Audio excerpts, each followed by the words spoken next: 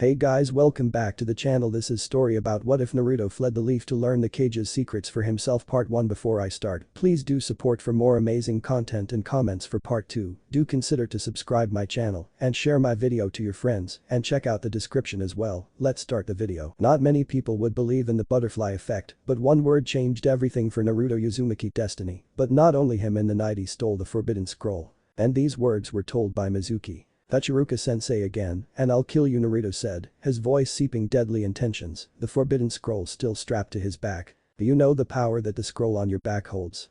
It contains the secrets of the Kages of the greatest shinobi nation ever," Mizuki said. "In fact, it's rumored that even the Yondame's legendary Hiraishin no Jutsu is contained in that scroll." Naruto trembled at the power the scroll on his back could give anyone with the ability to learn its secrets.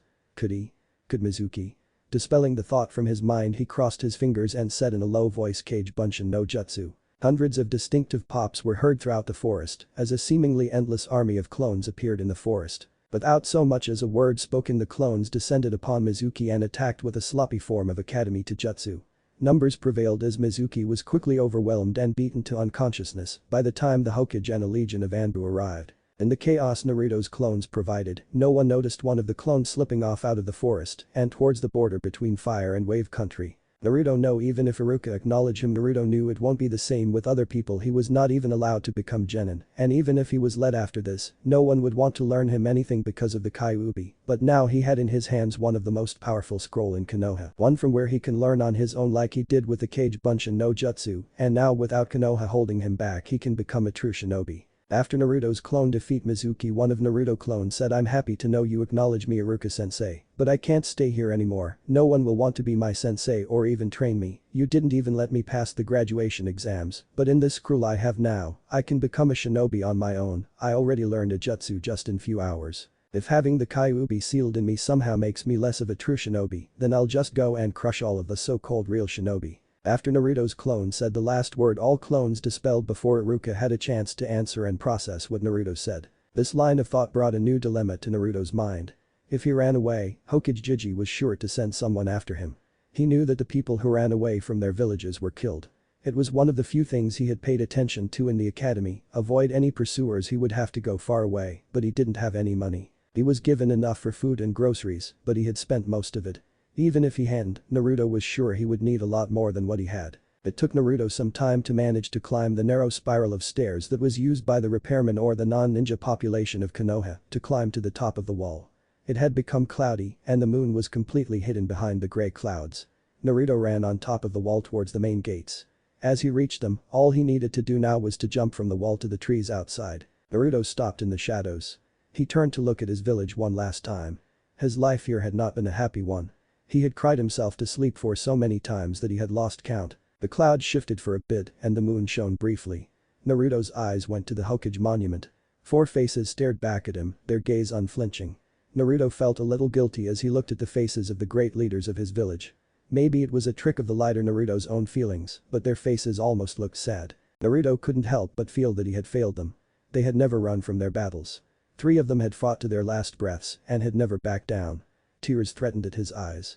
He had wanted to become like them. In the beginning, it had been his attempt to gain recognition, but later when he had been forced to read about them by Iruka-sensei and told their stories by Hokage, he had wanted to become like them for different reasons. Now, he was running away, like a coward. His restraint broke as he started to sob. I'm sorry." He wheezed between his sobs. No reply came. "I'm not like you guys, Tadabeo. I'm not strong." He sniffed, tears overflowing his face. "I'm sorry, Tadabeo." His shoulders sagged as he turned. A few days later, Naruto was exhausted and hurting. Running away had seemed like a good idea 3 days ago. Now, he was lost in an unknown land, hungry from not eating for 2 days. He had gotten wet in the heavy downpour the night he had left and was pretty sure that he was sick.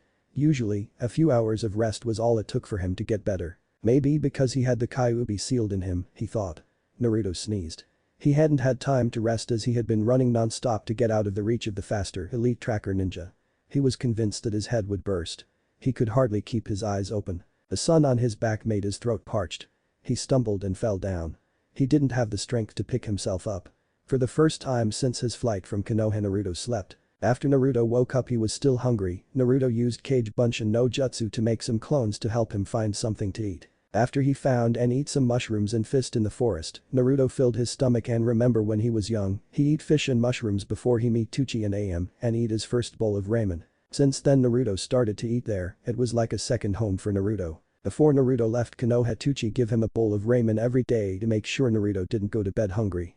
It was the only place where Naruto could buy food with the money the Hokage gave him. Naruto began to think of himself and back to Konoha. The only people who were kind with him and never bully him were Hokage, Iruka-sensei, Tucci, Am, Shikamaru, Choji and Hinata. Naruto missed them. Would I have realized these things if I stayed in the Konoha or acted like an idiot to get recognition as I did before? Would anyone care? Would anyone notice I disappear? Would anyone chase me? These questions keep me awake. Would anyone want me? If they know what was inside me. Would anyone see me? For the person that I really am? I was interested in Sakura too because she's beautiful and smart and really popular. I was interested in her only because I wanted to get attention and recognition. I always did whatever it took to get attention. Am I a bad person for doing this? Naruto wondered what he should do now, but had nowhere to go. He didn't even know where he was. He had no desire to return to the village that the demon inside of him had done his best to destroy. A village where he was even unhappier than he was living in here. Not to mention he doubted he would be welcomed back with open arms. He was rather surprised he hadn't been apprehended by Hunter Nin yet. Naruto was hungry again after a day. He was very lucky to find some mushrooms and fist last time, but now he was not so lucky. And he don't know what to do. Naruto's thoughts were interrupted when he noticed a traveler, a gray-haired man. He had a package. A lot of scenarios went through Naruto's mind. He wanted to go and ask him if he can give him some food, but Naruto didn't know if it was because he was very hungry or because the Konoha people had treated him all his life. He was scared of doing this and he was scared of what he needed to do to get the food. Naruto approached the man and pulled out of his pocket the only kunai he found and pointed it at the man. I need food and money. Naruto forced the words out, regretting them instantly. He didn't sound as demanding as he wanted to. He sounded so hesitant. Was it the lack of trust in himself that was mentally affecting him? Or was he simply not fond at the idea of threatening a defenseless man? The man turned out not to be so helpless as Naruto thought. He pulled out a knife that had it pointed at Naruto. You think a brat like you can threaten me so easily? Naruto looked down at the kunai, slightly loosening his grip on it. Never in his life had he assaulted anyone, but he had to survive. Conquered by his morals, Naruto let go of the kunai and crossed his fingers and said Kage Bunshin no Jutsu. He yelled before 6 solid clones emerged and surrounding the man and Naruto, shocking the man who dropped his knife. Naruto watched with no small amount of satisfaction as his clone beaten the man to unconsciousness. Shrugging, he stepped over to the fallen man and stripped him of everything he deemed useful. Naruto, however, left him some food and money because he did not want the man to starve like him after he woke up. Training begins. Being a ninja had its perks. Being able to beat people up and take their money being one of them. At first the young blonde refused to do it, resigning himself to sleeping in the forest or in caves. Slowly but surely the need for food and a roof over his head conquered his morals. But he still only mugged people that he believed had money to spare. The fact that they carried more money might have had something to do with this as well. More money in Wave Country being about as much as a beggar in Fire Country. But the money went farther here as well. Thankfully there was a rather noticeable lack of law enforcement here. Having those around could really cut the time he spent in the almost anarchistic country down. Naruto had poured most of the rest of his impressive chakra reserves into more highly condensed clones to patrol the forests in case there was anyone nearby. That should buy him enough time to give himself and the Forbidden Scroll a reasonable head start. Naruto opened the Forbidden Scroll. The first jutsu he came across was Kage Bunshin no Jutsu. Unlike the last time, now Naruto noticed he forgot to read the description of jutsu in his hurry to learn it. After reading the description, he couldn't stop himself from smiling. It said that the clones could use jutsu and send their memory to the user upon dispelling. But winced after reading that it required high chakra reserves and could potentially kill the user if they made more than their reserves could handle. Also, dispelling large numbers of clones simultaneously could cause brain damage to the user due to memory backlash. He vowed that he would not make more than 30 clones at a time unless it was necessary or he felt he could handle more. While Naruto may have been an idiot, he wasn't stupid. Just below Kage Bunshin he found 2 more jutsu related to it. They were Shuriken Kage Bunshin no Jutsu and Bunshin Daibakuha. It said that the Shuriken Kage Bunshin no Jutsu was forbidden only because it requires the user to know the Kage Bunshin beforehand, which is a forbidden jutsu. Bunshin Daibakuha was forbidden because it required high chakra reserves, at least Jonin level to use, and required the user to master the Kage Bunshin beforehand. However, both of their uses was amazing. Shuriken Kage Bunshin let the user to create copies of weapons thrown in midair, creating a barrage of weapons to rain down on the enemy. The area of effect is determined by the proficiency of user, whereas Bunshin Daibakuha let the user to create suicide bomber clones, which can be detonated by the user or clone itself. It was considered nearly undetectable for non-sensors and non-dojutsu users. He grinned after reading this, as he knew they were not dangerous to him, having already mastered Kage Bunshin, which required at least low Jonin chakra reserves to create only one clone, while he had created more with plenty of chakra to spare. This meant he had higher chakra reserves than most Jonin. So Naruto started to learn Shuriken Kage Bunshin with a few shurikens he found in the forest. Naruto learned to use Shuriken Kage Bunshin, but he had to learn to control his chakra if he wanted to use the jutsu at his full power.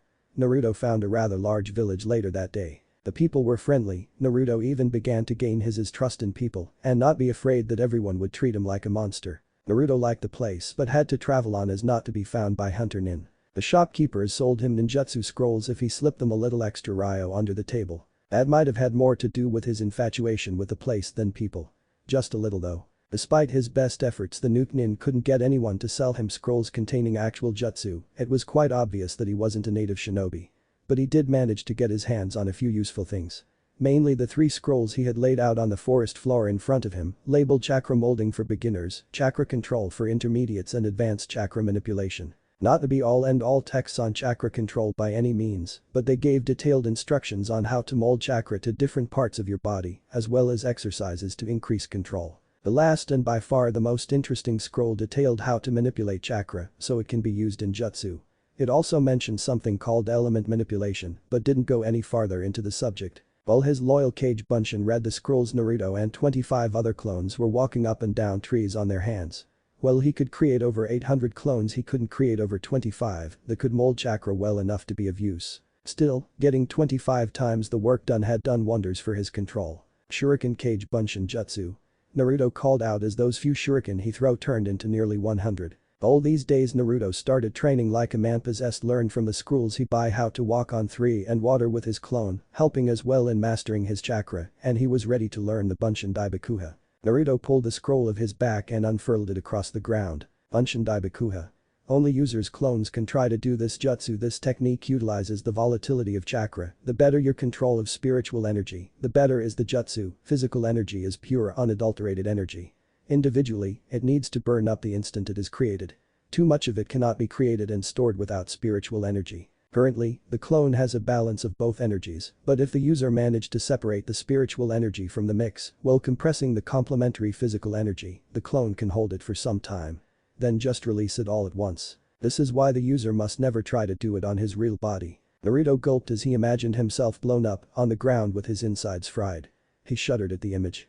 He hastily promised himself to never try the technique in his body. Naruto still remembers how he got this scroll. Flashback. What are you doing in my house at this hour? The Hokage asked. Naruto started sweating at being caught.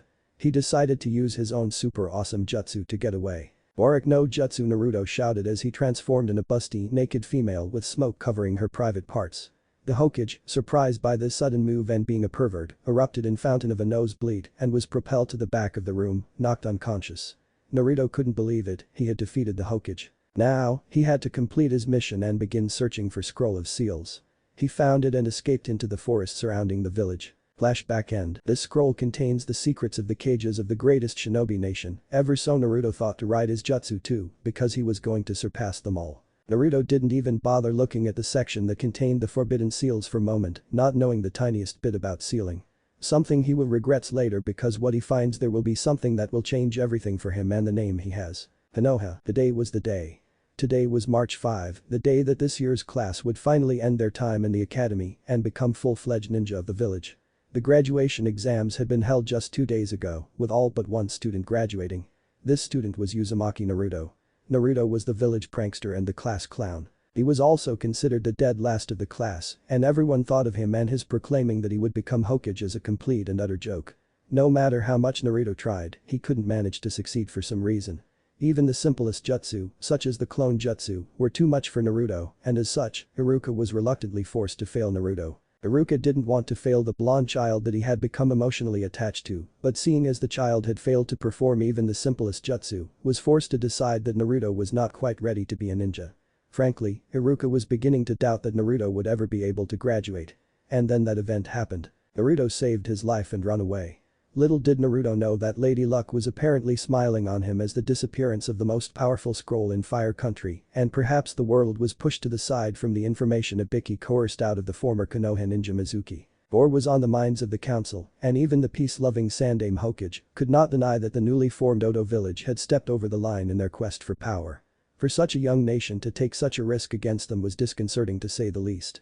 Sarutobi was just happy they could crush this potential threat before it became a formidable enemy. Assuming it already wasn't. Konoha was calling for blood.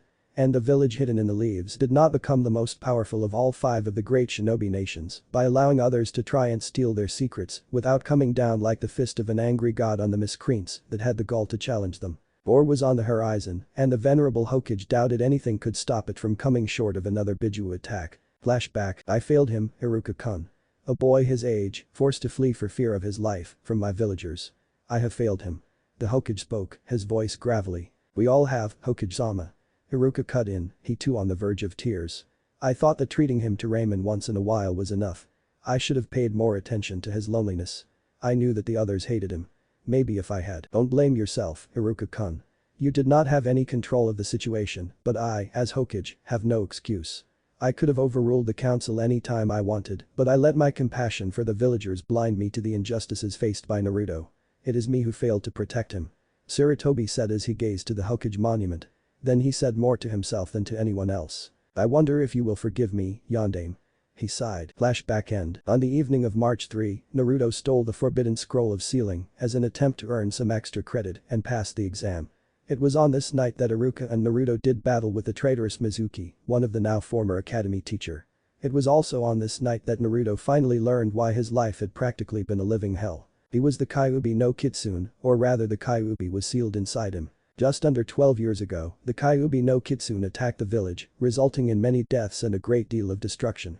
Seeing no other way to defeat the beast, the Yondaime Hokage, the greatest shinobi of his time, sealed away the great beast into a newborn infant. This infant was Uzumaki Naruto. Now, Naruto wasn't the Kyuubi nor was he some manifestation of the Kyuubi. The Yondaime had made one last wish that Naruto be regarded as a hero of the village for keeping the Kyuubi at bay. Unfortunately, the Yondaime's dying wish was ignored and the village began to torment the child. This upset the Sandaime Hokage, who had returned to his former position after the death of his successor, and many laws were enacted. The most notable was to forbid the village from even mentioning the Kyuubi. Unfortunately, this resulted in the village shunning Naruto, leaving him to contemplate why the village hated him. What was worse was that the child was an orphan, not knowing the love that only a parent could give him. Whenever he would ask the Sandaime about his parents, the Hokage would just bypass the answer to the question by saying they were great people. This and the shroud of secret surrounding Naruto only served to further the young child's misery. Alright class, I would like to congratulate you all for becoming ninja, the instructor announced. I have your team assignments right here.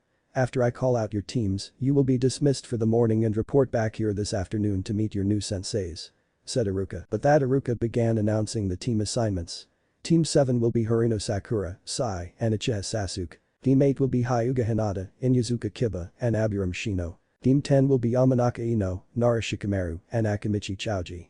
The class was dismissed. Hinata was also sad because Naruto didn't pass. Flashback, Naruto is really amazing. He has been pulling a lot of pranks on the village and nobody else seems to notice until he's finishing up or is finished, even though he wears bright orange. In fact, he painted the Hokage monument in broad daylight with bright colors while wearing his bright orange outfit and nobody else noticed until he was finishing up. Iruka-sensei brought him back to class after he led a group of Anbu on a wild goose chase through the village, which should make people suspicious of why he's the dead last of the class. I personally think he's been sabotaged to the point where he stopped trying in class by the time we got to Iruka-sensei's class. After being brought in, Naruto used his new jutsu, the Warrick no Jutsu. I think I might be the only person in the class who realizes the power of the technique, which is quite dangerous, since most adult male ninjas seem to be perverts. Naruto failed the graduation exam again. I don't understand why the test is always the clone jutsu. I mean, I know Niji's teammate Lee can't even use ninjutsu and jinjutsu, yet he managed to pass. I wanted to go comfort Naruto, but before I could get the courage to approach him, Mizuki-sensei came up to him to talk with him. Naruto seemed excited about what Mizuki-sensei said to him. Could it possibly be another chance to pass? Flashback end. I haven't seen Naruto since that day. I wanted to make courage to go and ask Iruka-sensei what happened to him after we meet our teams and sensei. The copy ninja, Hada Kakashi, stared down at the newest entry in Konoha's bingo book in disbelief. Uzumaki Naruto. A ranked missing nin. History. Uncount never graduated Konoha Ninja Academy. Abilities. Can use the Kage Bunshin no Jutsu. Reward. 50,000 Ryo. Is only to be pursued by Konoha. Pursuit by non-Konoha ninja is to be considered an act of war on the village. Kakashi wasn't surprised by the lack of information. One did not go putting S-class secrets in the bingo book and didn't advertise that the forbidden scroll was in the hands of an academy student. He just hoped his sensei's legacy would be alright. You all fail. Kakashi said. You have no hope of becoming ninja. Quit now and save Konoha and yourselves the trouble. But Sakura screamed. No way, Sasuke-kun would never forgive her. I'll give you one more chance to get the bells from me. Passing the 2 bento boxes to Sai and Sasuke, he finished. Don't give any to Sakura or you'll automatically fail. But that the copy ninja disappeared in a swirl of leaves, leaving the genin hopefuls to eat by themselves. Pushing the lunchbox to Sakura, Sasuke said, here, eat, we'll all need our strength if we want any chance to get those bells. Sakura was shocked. What, you heard Kakashi-sensei, he said. She never got to finish as Sai interrupted. He's long gone, Sasuke is right. Hesitantly Sakura started eating. In a swirl of leaves an enraged Kakashi appeared and screamed, you all. Before pausing and finishing in a much quieter, sweeter voice, pass. All 3 genin were dumbfounded. What, but he had said. Their thoughts were interrupted by Kakashi starting to speak. Those that abandon their mission are trash, those that abandon their comrades are worse than trash. Gesturing towards the memorial stone he continued, that's the memorial for Konoha's greatest heroes. The brave ninja who died in the line of duty. All of my best friends' names are on that stone, he finished quietly. Meet here at 8 tomorrow for our first mission, and with that he was gone in a swirl of leaves. Leaving the genin to their own devices. So Sasuke-kun, would you like to go on a date with me? Sakura asked the aloof Uchiha. No, he replied before turning and walking away. Why would he go out with you when that Yamanaka girl is so much better looking? Sai asked the pink-haired Kunoichi. Screaming she launched herself at the ink user, leaving Sasuke to look on from a distance thinking, oh well, it could be worse, I could have the dope on my team. Later in that day Hinata approaches Iruka-sensei and want to ask him something. Iruka was preparing to become a hunter nin and go in search for Naruto after he finished the work this day, but he was little surprised to see Hinata there. He also noticed her worry and sits down to talk with her. How can I help you, Hinata? IW wanted to ask what happened with Naruto. I have not seen him since he failed the graduation exam. I wanted to go comfort Naruto, but before I could, Mizuki-sensei came up to him to talk with him. Naruto seemed excited about what Mizuki-sensei said to him, and I wanted to know if he was okay and where he is and if he will return and see him again, said Hinata with worry in her voice. Iruka is a little surprised too because Hinata wanted to know what happened with Naruto. Naruto's gone through a lot of trouble in life and events. Naruto was tricked by Mizuki to steal a forbidden scroll for graduation exams. He even saved my life in that night by mastering a jutsu from the scroll, but before I had a chance to talk to him, he had run away with the scroll, said Iruka, knowing he couldn't use the same words Naruto had told him before the clone dispelled. Naruto would never betray the village like that, said Hinata, still in shock to what she heard now. I can only guess that Naruto left the village to try and escape the stress. But I'm worried that Naruto got himself into a lot more trouble than ever before now.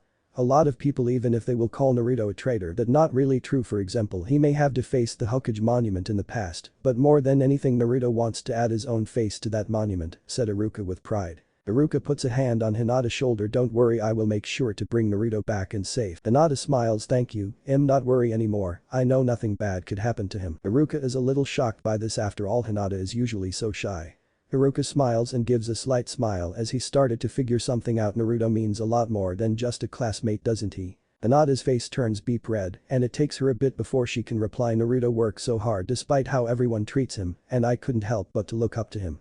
And now that he's gone I feel like it was my fault too because I never work up the courage to confront Naruto and talk with him and tell him he is my inspiration. Well, what do you think Naruto would have done in this situation, asked Iruka. Naruto-kun would not give up. That why I'm going to become strong like him so I can face him when he returns to the village and support him so he'll be happy to stay in the village, said Hinata with determination in her voice. Now I have even more motivation to make sure Naruto gets back safe, said Iruka. Even if he wanted to talk with Hinata more about Naruto, he had to get ready to leave. The night. Sarutobi returned to the present as he reached his office in the Hokage tower. His Anbu standing guard at the door saluted him. He nodded to them as he walked inside. He went and sat behind his desk and sighed. He disliked days like these when he felt his age. He may be the Hokage, but he was also a weary old man. Ever since he had returned to office after Minato's death a decade ago, he had started to get tired easily. After the village had stabilized, a year later, Sarutobi had tried to find a replacement. He had sent messages to both his students and both had turned him down. He knew that Danzo would have jumped at the opportunity, but Sarutobi also knew that he wasn't an option. Nara Shikaku had said that he wasn't powerful enough and didn't portray the image of a fearsome leader and turned down the Hokage politely. Even Hiruzen had to agree. Even if Minato had been easygoing, he had been feared like none other in the ninja world, keeping future enemies in check. His only option was to remain in office as long as possible until a worthy successor emerged. Hada Kakashi was one to look out for, but he wasn't ready yet. Uchiha Itachi had also caught Hiruzen's eye.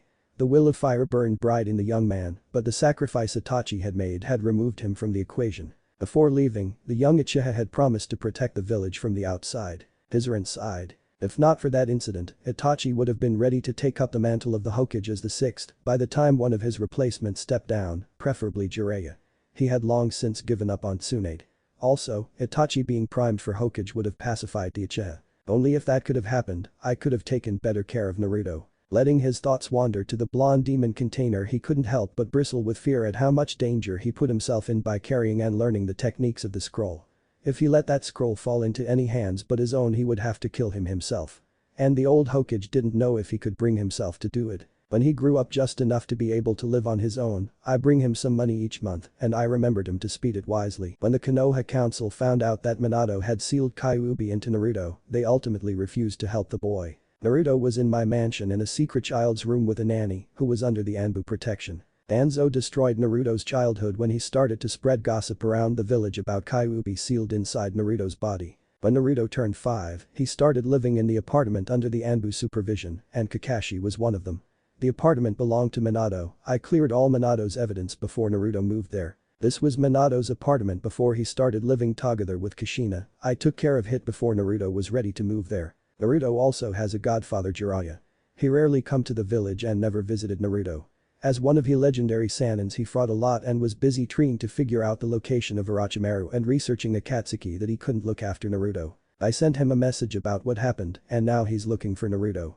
Haruka wanted to go after Naruto too, but he was still hurt in that night, so I told him to wait until the graduation exams before he become a hunter nin and go after Naruto. They are the only people I can trust will not hurt Naruto and can convince him to come back. I couldn't raise him properly, since attention to the child despised by the entire village would have raised questions by the village council. I was supposed to treat everyone fairly, and Naruto was no exception. I had no choice but to help Naruto while staying in the shadow, because these bitter old man and Danzo watched every move and had a very negative attitude towards Naruto. Naruto constantly endured bullying, and nobody could approach him and help him when he needed the most. It has gone too far. When he returns, I will tell him everything about his parents and fix everything I can. I would damn myself to the depths of hell before I allowed a council of bitter fools make me break my promise to the Yondaime. I couldn't blame Naruto for his decision, and I'm just glad that he had the scroll. The world was a hard place for an academy student, and this way he could learn his father's techniques. I would damn myself to the depths of hell before I allowed the village hero's only son be killed because a council of bitter fools couldn't see past the demon fox. Because of them, I still had to put Naruto on bingo book. Of course, they didn't go putting S-class secrets in the bingo book and didn't advertise that the forbidden scroll was in the hands of an academy student. They couldn't afford to put him in the international bingo book, and he didn't have the manpower necessary to launch a full-scale search over the elemental nations. At least that's what he told himself. If it were anyone else making the decision, the manpower might suddenly be available. Then again, if it were someone else, they might not be telling the council they had 5 pairs of hunter nins constantly searching for him, while in reality there was only Haruka and Jiraiya. Another idea came to Hiruzen. He didn't know if he could bring her back, and what will she do after she finds out what happened. Even without the forbidden scroll, Hiruzen know all the jutsu in Konoha, and he was ready to use that jutsu if it was needed. Konoha. Sarutobi entered a room into the Senju compound. The room was full with all the scrolls Mito Uzumaki brought to Konoha with her, as well as the one she penned in Konoha. It took him a few days to prepare everything in secret, but he knew it was worth it. I really hope that my theory will work. Hiruzen thought as he slammed Naruto's blood on the seal and made a single hand sign. He felt his chakra draining slowly as seals spread over the ground, surrounding the completely unconscious prisoner he took from Konoha's prison last night. His theory was that the parents are always inside their children. Be it DNA, blood or chakra, and because Naruto was alive, this will result in the technique he used Kuchius. Ito Tensei to bring to life one of his parents, but he already knew that Minato's soul was in Shinigami's stomach. Prisoner's body was covered by something that slightly resembled ashes, and dust rose, clinging to his body, leaving a different figure laying in the center of the seals. Kushina Uzumaki blinked. The last thing she remembered was dying on Kyuubi's claw, with the knowledge that her son was safe, and the beast that she had in the end failed to keep imprisoned would again be locked away where it couldn't hurt anyone. So she was more than surprised to find herself on a room full with scrolls. For a second she thought she was in heaven, before faint echoes of what could be memories of sorts came to her and told her that it wasn't the case, and that the afterlife was different. It wasn't more than an odd hunch, but she was fairly sure that she was on the mark. She usually was. Sarutobi sighed as he looked at the picture before him. Kushina, who had been buried 12 years ago, was currently here. This should be fun. Thought Kushina. It's been a while, Sarutobi, who did you sacrifice to call me? Kushina asked. She had heard of the Ito Tensei, though she never saw it. The prisoner who was sentenced to prison and was to be executed, said Hiruzen. He wanted to use Mizuki for this, but they still needed him and the information he had for the coming war. Then Hiruzen nodded. Indeed, Kushina. 12 years. I never would have thought I'd see you again. That brings me to the second question. Where and how is my son? Kushina asked. She wanted to hug her son. She had wanted to do that since she became pregnant and had never had enough opportunities to do so. Kushina-san Hiruzen sighed, knowing what he was about to say would cause Kushina a great deal of guilt and turmoil. After you died, I decided it was best that Naruto's heritage be kept a secret for many reasons. Without your protection, he was an easy target for your and Minato's old enemies looking for revenge, and thus goes by the surname of Uzumaki. I promised myself that I would tell him the truth when he was older, but right now, he has absolutely no idea who his parents are. Kushina frowned. I see your point. But now I'm back, and I'll protect him. Yes, but the worst part, however, is that initially, most of the villagers saw Naruto as something of a shell for the Kyuubi itself and took their resentment and bitterness out on the boy. Kushina's shock and horrified expressions told Hiruzen that it would be best to continue this part to the end as quickly as possible. Naruto suffered from their hatred. I cannot deny that, though I was able to protect him from most physical harm, the emotional and psychological damage is nonetheless significant. Taking note of the gritted teeth of the redeed, he kept going. Still, Naruto has grown into a good-natured boy who is surprisingly able to deal with emotional and psychological problems despite his young age. I have no doubt that a short time with you would help him in more ways than you could imagine. Trying to process what the Hiruzen was telling her was difficult in many ways for Kushina. Her baby had been seen as the monster he kept imprisoned, the worst fate for a Jinchuriki. As the former Jinchuriki of the Kyuubi herself, she could almost understand how terrible it would be. But what he said last gave her some hope that perhaps he withstood that adversity well enough for her to help her son in time. It is a village law that no one who knows about Naruto's status as a Jinchuriki is allowed to tell someone who does not. Naruto did not know about it himself until a few days ago. At the academy, no matter how much Naruto tried, he couldn't manage to succeed for some reason. Even the simplest jutsu, such as the clone jutsu, were too much for Naruto, and as such, Haruka was reluctantly forced to fail Naruto. Haruka didn't want to fail Naruto that he had become emotionally attached to, but seeing as the child had failed to perform even the simplest jutsu, was forced to decide that Naruto was not quite ready to be a ninja. Kushina stared at him, completely baffled. You don't know. Her eyes wandered to Sarutobi, and now anger was burning in them. He's in Uzumaki. Only in Uzumaki can hold Kyuubi, anyone else would die in the attempt to become a Jinchuriki of Kyuubi.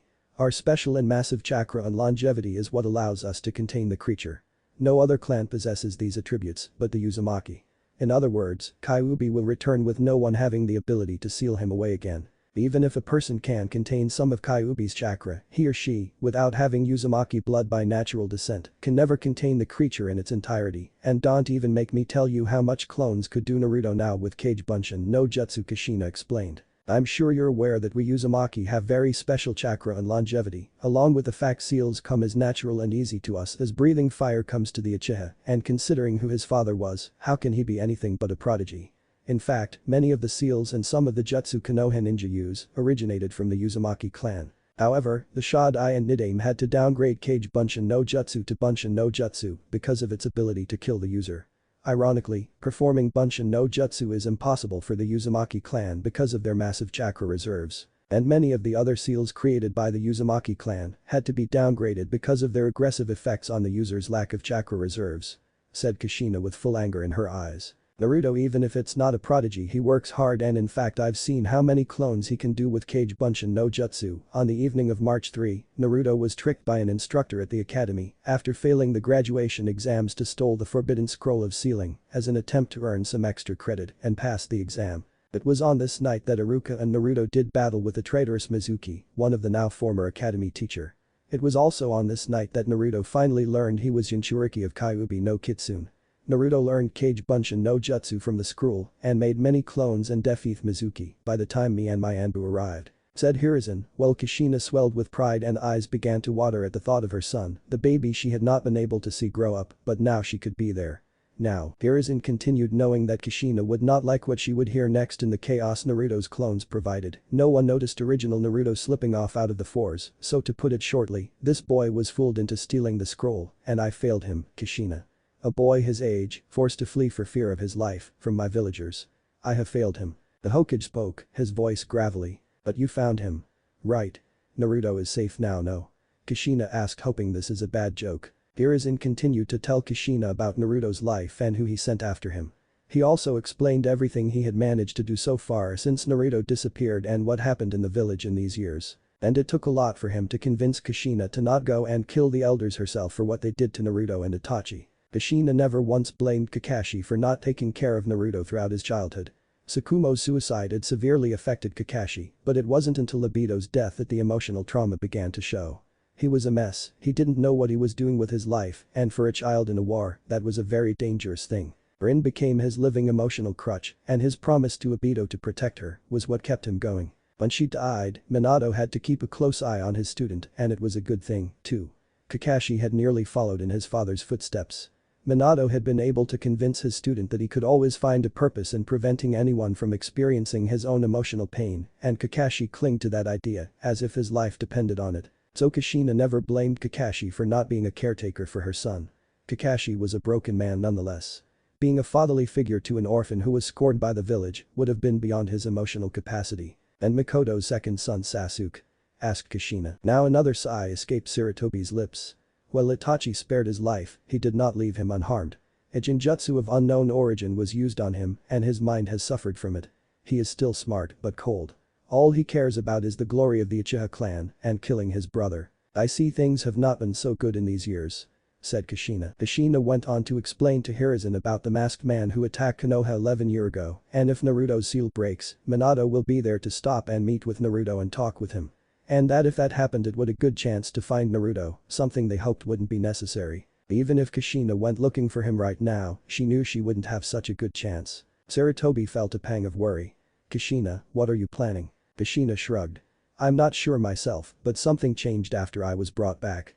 Even though I can't remember anything, I was in the afterlife, and this experience seems to have done something to me.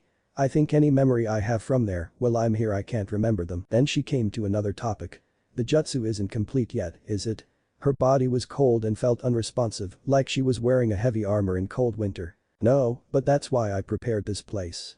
Said Hiruzen, showing Kushina the room with all the scrolls. A few days and nights later. Kushina gently took the scroll, unrolled it, and took a look at the seal that completed the jutsu and was placed into her summoned body. While the first part of the jutsu was pretty complex, the second version even more so, the final part was almost ridiculously easy for someone of Kushina's caliber with seals. Looks like simple works best for the last part. Let's see, if I change this and add this and this as an improvement for the physical body, then voila. She held a new tag up there. With this one, I will have my free will and be in control of my body. Kushina sighed. A healthy rosy color spread over her body, the cracks vanishing as her hair, which had seemed a little dull before, gained a new shine. The only indication that something was off were Kushina's eyes. While a new gleam of life had entered them once more, the sclera had turned black. Kushina smiled. Ah, much better. Sarutobi sighed deeply. Since we reached this point, what are you planning now, Kushina? Kushina looked up. It was boring to work here alone all these nights and days. You think we can bring back Mikoto too and maybe some more friends? And after Naruto is home to have a party. Maybe I can bring Minato out of Shinigami's stomach until Jiraiya finds Naruto. I should be surprised, I really should be. But somehow, I'm not. Thought Hiruzen. Kushina. You should really know better. The Ito Tensei is not some toy that you can use to call back everyone you want to have a chat with. What is wrong in your head that you get such an idea, Kushina? I expected you to be more responsible. You're not a child anymore, stop acting like one. Don't make me regret my decision more than I already do. Kushina looked to the ground, ashamed. She had no idea how, but the old man had this gig where he'd really make you feel bad without really doing anything. It was infuriating. And I don't think I can bring Mikoto back because her body was burned like all the other Uchiha. I could possibly get Sasuke's blood from the hospital the same way I got Naruto's, but you realize it would be a risk to bring Fugaku, and I don't want to do that.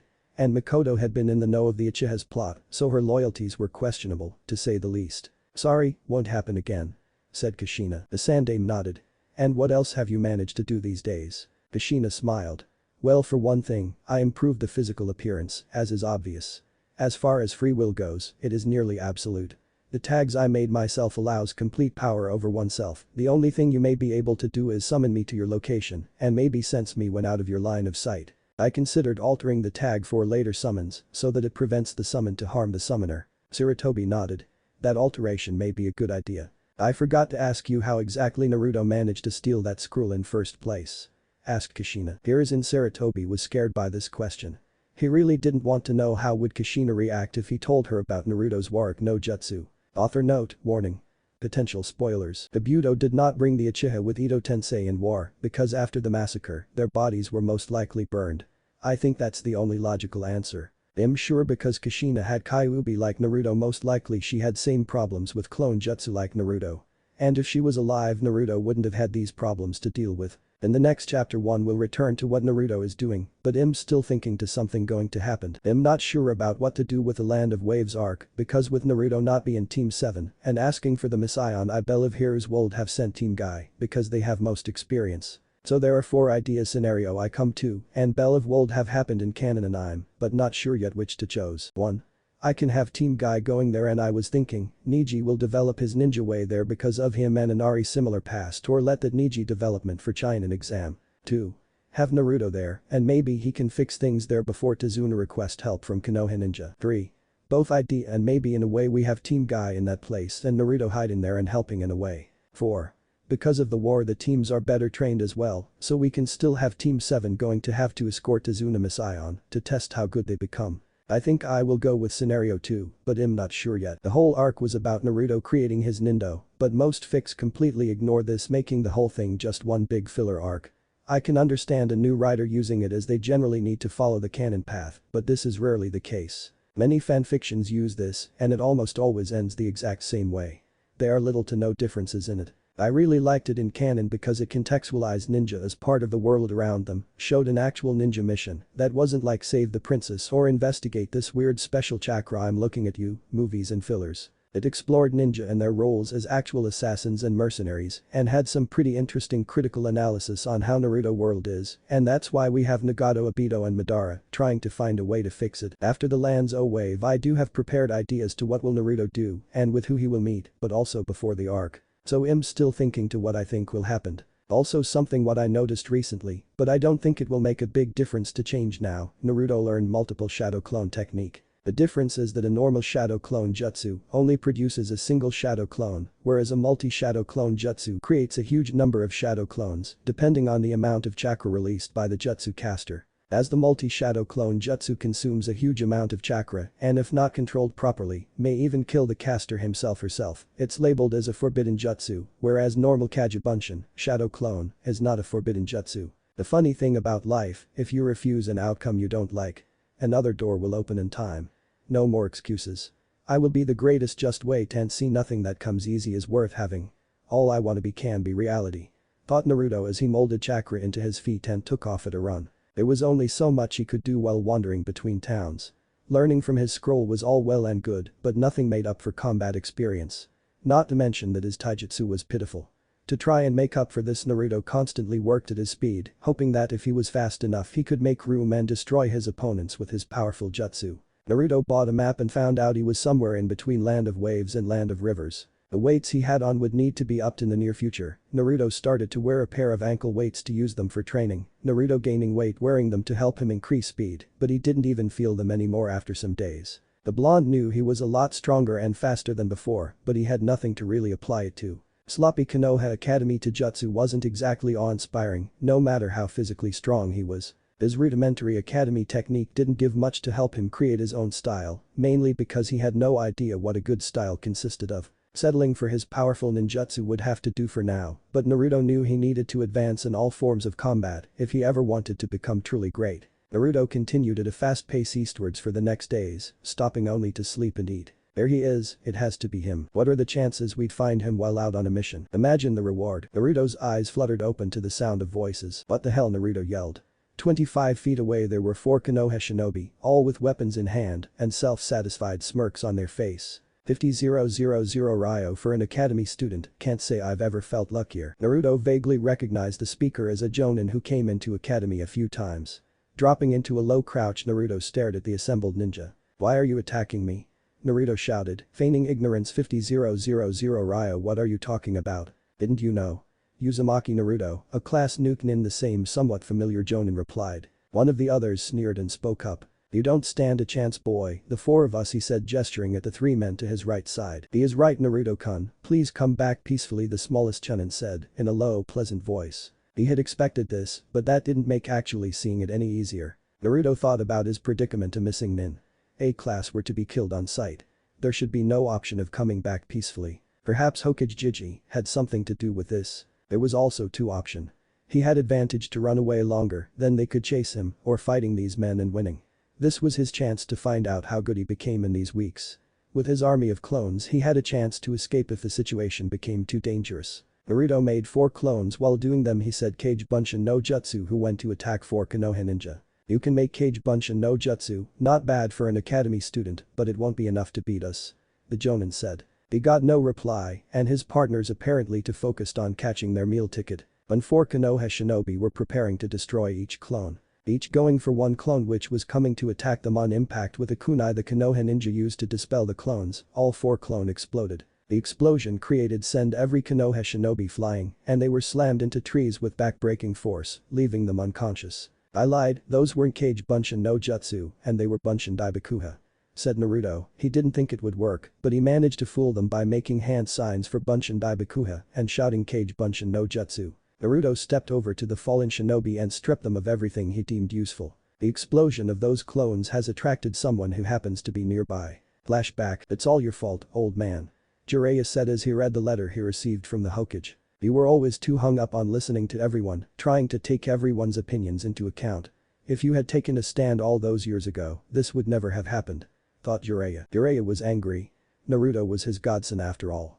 Jiraiya continued to read. "You know better than me that Naruto is in grave danger outside the village. There are many who would try to take advantage of him.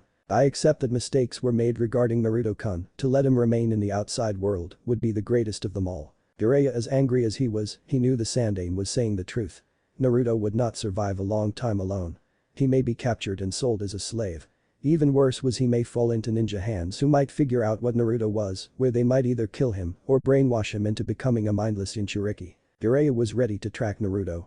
"Don't worry, old man. I'll find Naruto. I owe Hinata that," thought Jiraiya as he began to prepare. Flashback end. It was then that he had widened to find any signs of Naruto. If he was not in Land of Fire he was ready to start to search to other countries. Well, what do we have here? Naruto started as he heard it. He hadn't sensed anybody. He rolled over immediately and saw a very large man with blue skin. And a similarly large wrapped thingy on his shoulders.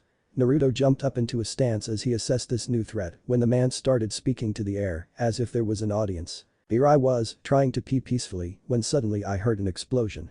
I come to take a look and it's a shrimp. What are the odds of that? The blue-skinned man grinned. Then he noticed the shinobis that were on the ground. Don't tell me that a shrimp like you managed to do that all this. The description of his favorite piece of clothing offended Naruto. At least I carry my outfit with style, and if you don't want to end up like them, said Naruto pointing to Konoha shinobi. Then be careful what you say. The shark man laughed. Tell you what, kid. The man said, if you can move me from this spot, I'll recognize you as a shinobi. I will not even use my sword either, deal? He smirked. Deal. Shuriken Kage Bunshin Jutsu. Naruto called out as those few shuriken he throws turned into nearly 100. As good as he was, the shark man had no choice but to move to avoid the rain of shuriken, not believing that this boy was able to use a jutsu like this. Well, I got to give it to you, brat. You are a decent shinobi, even if you wear orange. What does a kid like you doing here alone? I left my village, everyone treated me differently for something that wasn't my fault that I was born that way. They were holding me back, but here I can reach my true potential. So I chose to leave and become strong so I could change all this, said Naruto with a sad face. The man looked at Naruto as if he had seen himself. Like him, his clan was lowly due to racism and not being useful to his village. He likes to be alone. He always had that personality that was rejected by others due to racism of being low cost since childhood. His village had the cruelest ninja system in existence. He's from the Hoshigaki clan, which is specialized in water-based jutsu, and this clan gives them the ability to merge with the Samehada sword, one sword of the 7 ninja swordsmen of the mist. Naruto decided to change topics, yet curious to know where the man came from. Your village, what is it called? Horigakur, said the man. Naruto looked at Hit-8, the symbol of the village shown on the metal protector, albeit with a line drawn through it, telling that the man was no longer loyal to the village. You left the village too. Do you miss it? The man snorted at the question. Not really. How come? Asked Naruto. Cause like you, I don't enjoy living in a world of lies, the man said, looking at the boy with a grin. Naruto stared at the man with confusion. He then imagined the man being lied to a lot. Were people mean to you? The man blinked at the question. Nah, he said as he recalled certain memories of his past. Ones that always seemed to have him isolated from others during missions. We just couldn't really talk to one another. He noticed the boy was lost at his answer. When you're different from everyone, they tend to make you an outcast. And, well, I was too different from them. So people in your village didn't like talking to you? Asked Naruto. I guess not, said the man. Well, I like talking to you, said Naruto. The man shifted his weight slightly, feeling uncomfortable with the boy's comment. He really didn't know what to do or say. This boy had a very similar past to him. Let me tell you an interesting bit of trivia, one that should make you see how this world works and how people work, the man said, standing tall before the boy.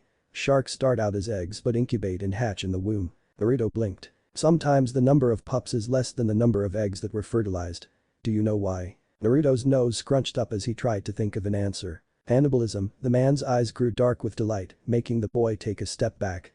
The pups start eating each other within the mother's womb the moment they hatch. Naruto gulped at the mental image before the man continued. They start killing their siblings the moment they enter the world, viewing everything they see as nothing more than prey. You and me may be same right now, but the man grinned at the boy, showing those sharp teeth of his. Be careful of everyone including me. Naruto frowned at the warning, but he thought there was something off in the man's words. But the boy mumbled, catching the man's attention. We aren't fish, Naruto pointed out. He thought it was weird how the man was trying to compare them to sharks. Maybe the man thought he was a shark based off his looks. Either way, the boy couldn't see themselves as any kind of fish. Kisame observed the blonde silently, deep in thought. The boy's comment was so naive, and yet it reminded him of his partner's words. A new figure appeared, also wearing the similarly designed cloak. Kisame, the newcomer said softly to the shark man. You said you were going to relieve yourself. Why is it that I find you playing with a boy? Kisame turned to the newcomer. Ah, Itachi-san. I really was peeing when this orange brat caught my eye. I just came to investigate the brat and me had a little chat. This boy is very similar to the two of us. Itachi-san turned to look at the blonde, his eyes narrowed. What are you doing out of the village, Uzumaki-kun? Naruto was shocked at the mention of his name. Naruto stiffened and entered defensive stances while Kisame turned to his partner in surprise. You know this brat? He asked. Naruto glanced at the newcomer's Hit-8.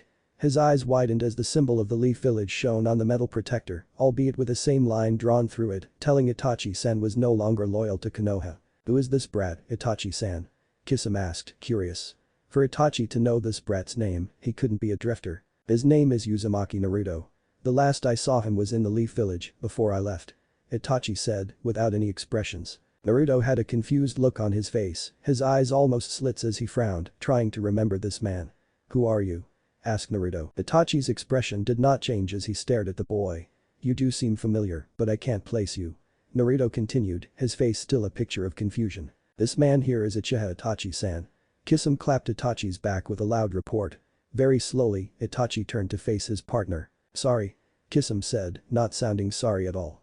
Itachi turned to face Naruto again. You didn't answer my question, Uzumaki-kun. There was a short silence. It was broken by Naruto pounding his fist into his hand, his eyes wide. Now I remember, I saw you in the village. A small gust of wind flew by them as all stayed silent. Kisame face palmed, Itachi gave Naruto an odd look. No shit, brat. Kisame snapped. He just said he saw you in the Leaf Village. It means you would have seen him at some point too. So what? Naruto defended himself. I never said he was my friend or anything. Naruto stopped as he looked at Itachi again. That's right, he said, you look like Sasuke team. He pointed his finger at Itachi accusingly. Kisame's eyebrows went up. If he had learned anything since he was a partner with Uchiha, it was that any mention of his dead clan or still alive brother only ended up him going all moody and emo. True to his prediction, Itachi's mood dipped. On the outside, there was no change in expression. It were many minute things that Kisame had picked up that let him read Itachi sometimes. It seemed that Naruto could also. He lowered his finger as his expression changed to worry. I'm sorry. Itachi said nothing, but in a swirl of wind, he was gone. Did I say something wrong? Naruto asked Kisame. Kisame shook his head. It's a sore topic, brat. Hey, that's right, you wouldn't know me, would you? Kisame heaved the sword back onto his shoulder. I am Hoshigaki Kisame, wielder of the great sword Samehada. Naruto stared at the colossus weapon, it was double his size. He was curious as to why the sword was all bandaged up, and he could swear he had heard hisses coming from underneath the fabric before. He got close to the sword, reaching to touch it. I wouldn't do that if I were you, Kisame warned. Why, asked Naruto, unless you want Samehada's scales to cut your hand open. Said Kisame. Samehada, he slowly repeated before putting the pieces together. Your sword has a name. And it can hear you too, Kisame patted the sword who made a strange hissing sound. Kisame found a nice flat rock and sat down on it. Naruto followed his example and found places to sit as well. It seems you aren't as pouty as before. Said Kisame. Naruto looked at him with a smile on his face. That's cause I realized something. What? Asked Kisame. You're just like me. Said Naruto. Kisame raised an eyebrow, never expecting such comment from the child. We are different from everyone else, Naruto said, straightening up. We both want to create a better world. That's why you left your village, right? Cause you don't like lies. Kisame said nothing. I'm happy to know I'm not the only one who knows what loneliness is and that we can help each other. Naruto admitted. You really believe that makes us the same? Kisame questioned. And cause we're alone in this world. Said Naruto, then looked with his bright blue eyes to see Kisame simply staring at him in silence. Naruto hoped he didn't say anything wrong. Well, we were alone, but now we have each other, he said with a bright grin of his own. There was a foreign sensation deep in Kisame's frigid chest. At first it felt too hot that made him almost wince, but it quickly settled down to a more gentle warm tug. He looked away, his face unresponsive with any visible emotion. His eyes shifted to the forest as he heard rustling of leaves in forest. He stared for a little while, and before he had the chance to check out the source of the noise, the Naruto's stomach let out a huge rumble. He turned back to Naruto, who had a hand on his stomach, frowning deeply at his body for showing weakness. Let me show you how to catch fish, night is approaching, Kisame said. Naruto's eyes brightened up. He was surprised at how Kisame didn't mock his thoughts.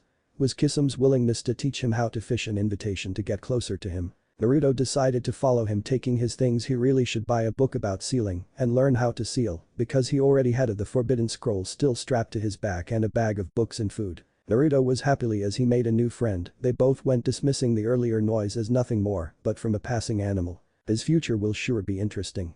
Maybe I convince him to buy other clothes which are not so orange. I wonder how he will get along with Itachi-san, thought Kisame. Night. After Kisame and Naruto caught some fish, they went to make a campfire. Naruto looked at the fire and was not sure what would happen the next day. Kisame decided to break the silence and ask, and what are you thinking, boy? I'm not sure where to go or what to do outside of training since I left my village. Said Naruto. You could, come with us, if you'd like. Kisame said, not looking at the boy. Naruto looked at the Kisame, eyes wide. Kisame turned to look at Naruto, his face serious.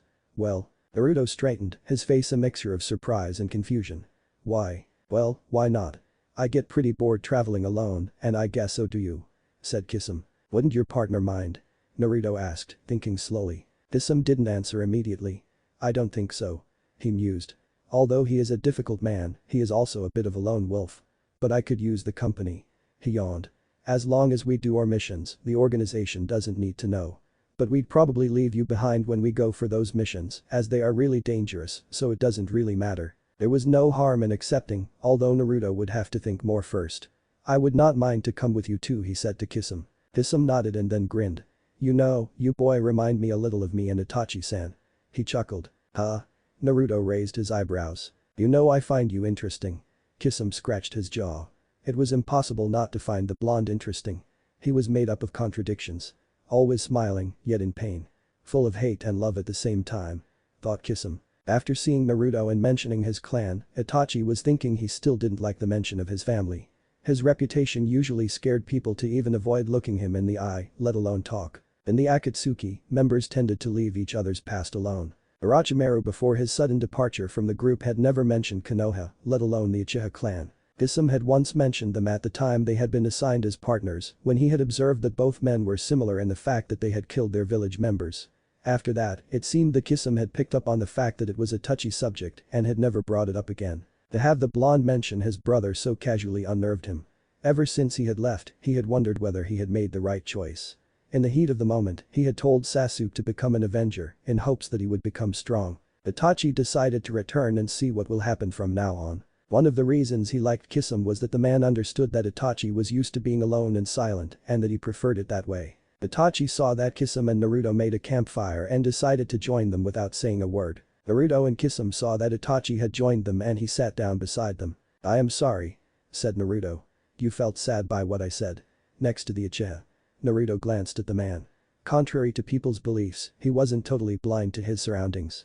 Some things, like pain and loneliness, he picked up very easily. It may have been because he was so familiar with those emotions and the way people dealt with them that he could spot them when even seasoned ninja couldn't. When this man had arrived, Naruto hadn't really paid attention to him, being distracted by Kisame, but after he had mentioned Sasuke, he had noticed the minute flash of pain in the man's eyes. Naruto he did not like to see others in the same pain he had to go through. The three of them sat in silence for a while. Itachi knew it wouldn't last. He had occasionally been on the boy's surveillance detail when he was in the Anbu Corporation. He knew the boy lacked patience. Soon, he would start speaking again. A whole minute passed before the blonde's patience finally snapped. "Are you mad at me?"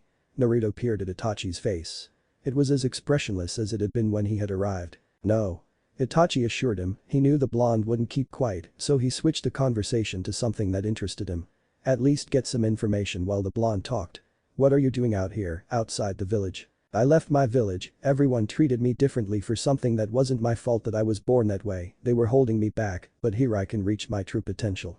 So I chose to leave and become strong so I could change all this," said Naruto thinking he'd better use the same answer he gave Kisame. But thinking that he would be asked in the end about the scroll he decided to add something. "At the academy I was in, I couldn't normally use Bunshin no Jutsu and I was not allowed to pass after an instructor tricked me into stealing something, telling me it was a chance to pass the exams. The irony in this is that it was a scroll from which he told me that I could learn a jutsu and pass, and because I have more chakra it seems I can Kage Bunshin no Jutsu better than Bunshin no Jutsu. So shortly after I found out I was kind of fooled and that instructor tried to take my own life, I defeated him and I chose to leave and become a real shinobi without having anyone to stop me or hold me back from my potential, and since then I trained and became stronger. If you want I can show you some things I learned tomorrow," said Naruto telling half the truth of what happened. Itachi listened to the boy's tale in silence. He wanted to point out that the Hokage wouldn't have let an incident like this occur ever again, but stopped himself, no, only because Kisame was there, but he didn't want to explain his reasons to the boy, not before he knew Naruto better. Itachi's eyes went over the boy's blonde hair and blue eyes. Itachi wasn't considered the genius of his generation for nothing. He had put two and two together before he had left the village. If the boy's face had been less round and more lean, he could have passed off as a miniature clone of his father. Itachi also remembered a photograph of a red-haired woman and his mother on the day of his parents' wedding. She seemed familiar, but he couldn't remember where he had seen the woman. Pulling out more old pictures, he saw many more photographs of his mother with the unknown woman that had a resemblance to Uzumaki Naruto. On a little further prodding, he managed to learn from his father that the woman had been Uzumaki Kushina, Yandame's wife. It was then that Itachi remembered. The woman had been his mother's best friend. He had met her a number of times when he was younger. He didn't know her much as his mother usually went to the Hokage's house rather than the redhead coming to their house. She had been pregnant during the Kyuubi's attack and had supposedly died before giving birth. After that, Itachi had not inquired further. If the Hokage had kept the boy's lineage a secret, he wasn't one to cause trouble. He was brought out of his meditations by Kisame's speech. "You haven't told me that part before, but I can't blame you, that Shuriken Kage Bunshin Jutsu which you used in my opinion, proves that you have potential." Itachi's eyebrows went up as he heard this. He knows Kage Bunshin no Jutsu and Shuriken Kage Bunshin Jutsu. He can use Kenjutsu. "Shuriken Kage Bunshin Jutsu?" asked Itachi. "Yeah, I can execute Shuriken Kage Bunshin Jutsu pretty well," Naruto replied. The boy could perform a powerful technique at such a young age already. If that didn't make the boy a genius, then what did it make him? Thought Itachi. He started to grow curious of the boy's skills, but decided to leave it for the next day. All three sat the fire near quietly and enjoyed a fair share of their catch. Naruto was the first to fall asleep after Itachi and Kisame as well, but not before Kisame used Mizu Bunshin no Jutsu and have a few water clones to protect the area. Morning, Naruto woke up and saw that the only one there was Itachi holding a rabbit. "Morning Uzumaki-kun," said Itachi. "Morning," said Naruto. Itachi noticed Naruto's gaze. "Dinner," he explained. Naruto looked away from the rabbit. Make yourself useful." Itachi walked out with a few sticks and handed them to a confused Naruto. "Make a small fire." Naruto set them down in a bunch and started to make fire. In under a minute Naruto backed away to reveal a bright flame roaring away. Itachi and Naruto sat in silence for a few minutes. Naruto while eating with Itachi. Naruto looked happy. "How can you just smile always?" Itachi asked. Do you not feel anything? Is there no pain in your heart? I do, Dadabeo. Naruto said simply. That is why I know that I must continue to be happy. If I don't, I will get lost in dark and I will not be able to become a real shinobi. Uzumaki Itachi began, when you think to a real shinobi, what comes to mind? Do you see a hero? A silent killer? He stared at Naruto. This was important. He had decided to give Naruto the means to make his own choices, but he had seen more than one shinobi turn in on themselves when they came across this question without help. Too many people couldn't separate the person from the job. Naruto looked down for a moment, deep in thought. Itachi waited patiently for his answer, and Naruto had sensed that this was something very important, so he tried not to answer wrong. Finally he looked at Itachi. I think of someone with freedom, he said. Itachi blinked, confused. Someone with freedom? In what way? He asked. Naruto took a deep breath. A shinobi has power, but that isn't who they are.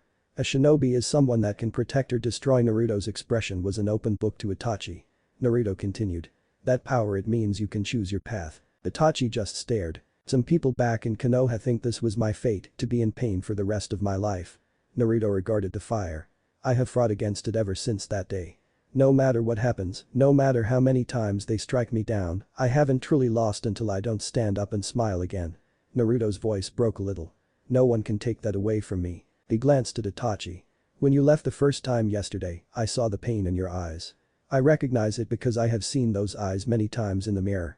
I have felt a pain that I don't wish on even my enemies. The pain of loneliness is like a never-ending nightmare. But I choose to ignore the pain and find whatever happy thing I can. To me, that little happy moment is more important than the continuous stabbing in my heart. He glanced sideways at the Uchiha. That is why I know that you too can stand up again, whatever your pain may be. Itachi listened to the boy's reasoning, but he needed more answers. That is just talk, Uzumaki-kun. You can stand there and say this because you haven't truly been tested by fate yet. He seethed. You stand there defiant of the hand you have been dealt with. You rebel against whatever forces you believe are responsible for your plight. You stand there a victim. Itachi stopped to breathe as Naruto listened. You haven't been forced into a corner. A corner where no matter what you choose, you damn yourself to an eternity of misery. The lives of thousands of innocents haven't been thrust into your hand. You're right. I haven't ever experienced those. So I don't know what to say about it. Said Naruto with a very serious expression on his face.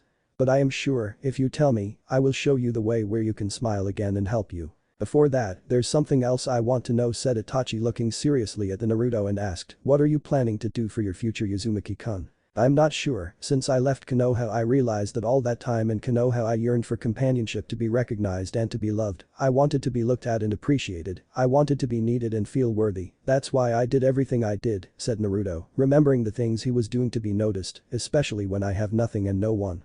I wanted to be a Hokage, but not just to have these things I mentioned. When I read about them and their stories, I wanted to become like them for different reasons. Now I'm running away, but it's not that bad. I like to be seen as an ordinary person. I've been to a few places, and now you and Kisame have been my first friends since I left Konoha. And what do you think now about Konoha? You hate those there for what life you had, or what exactly you think? I know about Kyuubi, but that's something Kisame doesn't need to know. Now he went to find something to eat, so you have time to explain. Naruto suspected last night that Itachi might know about Kyuubi, but said nothing. He was happy that someone from Konoha did not treat him like an outcast. I have no desire to take revenge. If I do, this will only be proving that I am the monster they all are afraid of. I'm not that type of person, and I will not let them turn me into one. Naruto, looking seriously at Itachi, then continued. I want to protect those who can't protect themselves. Yes, that's what I want to do for the future, I guess. Said Naruto, happy that he realized what he could do in the future. Why would you want to do that?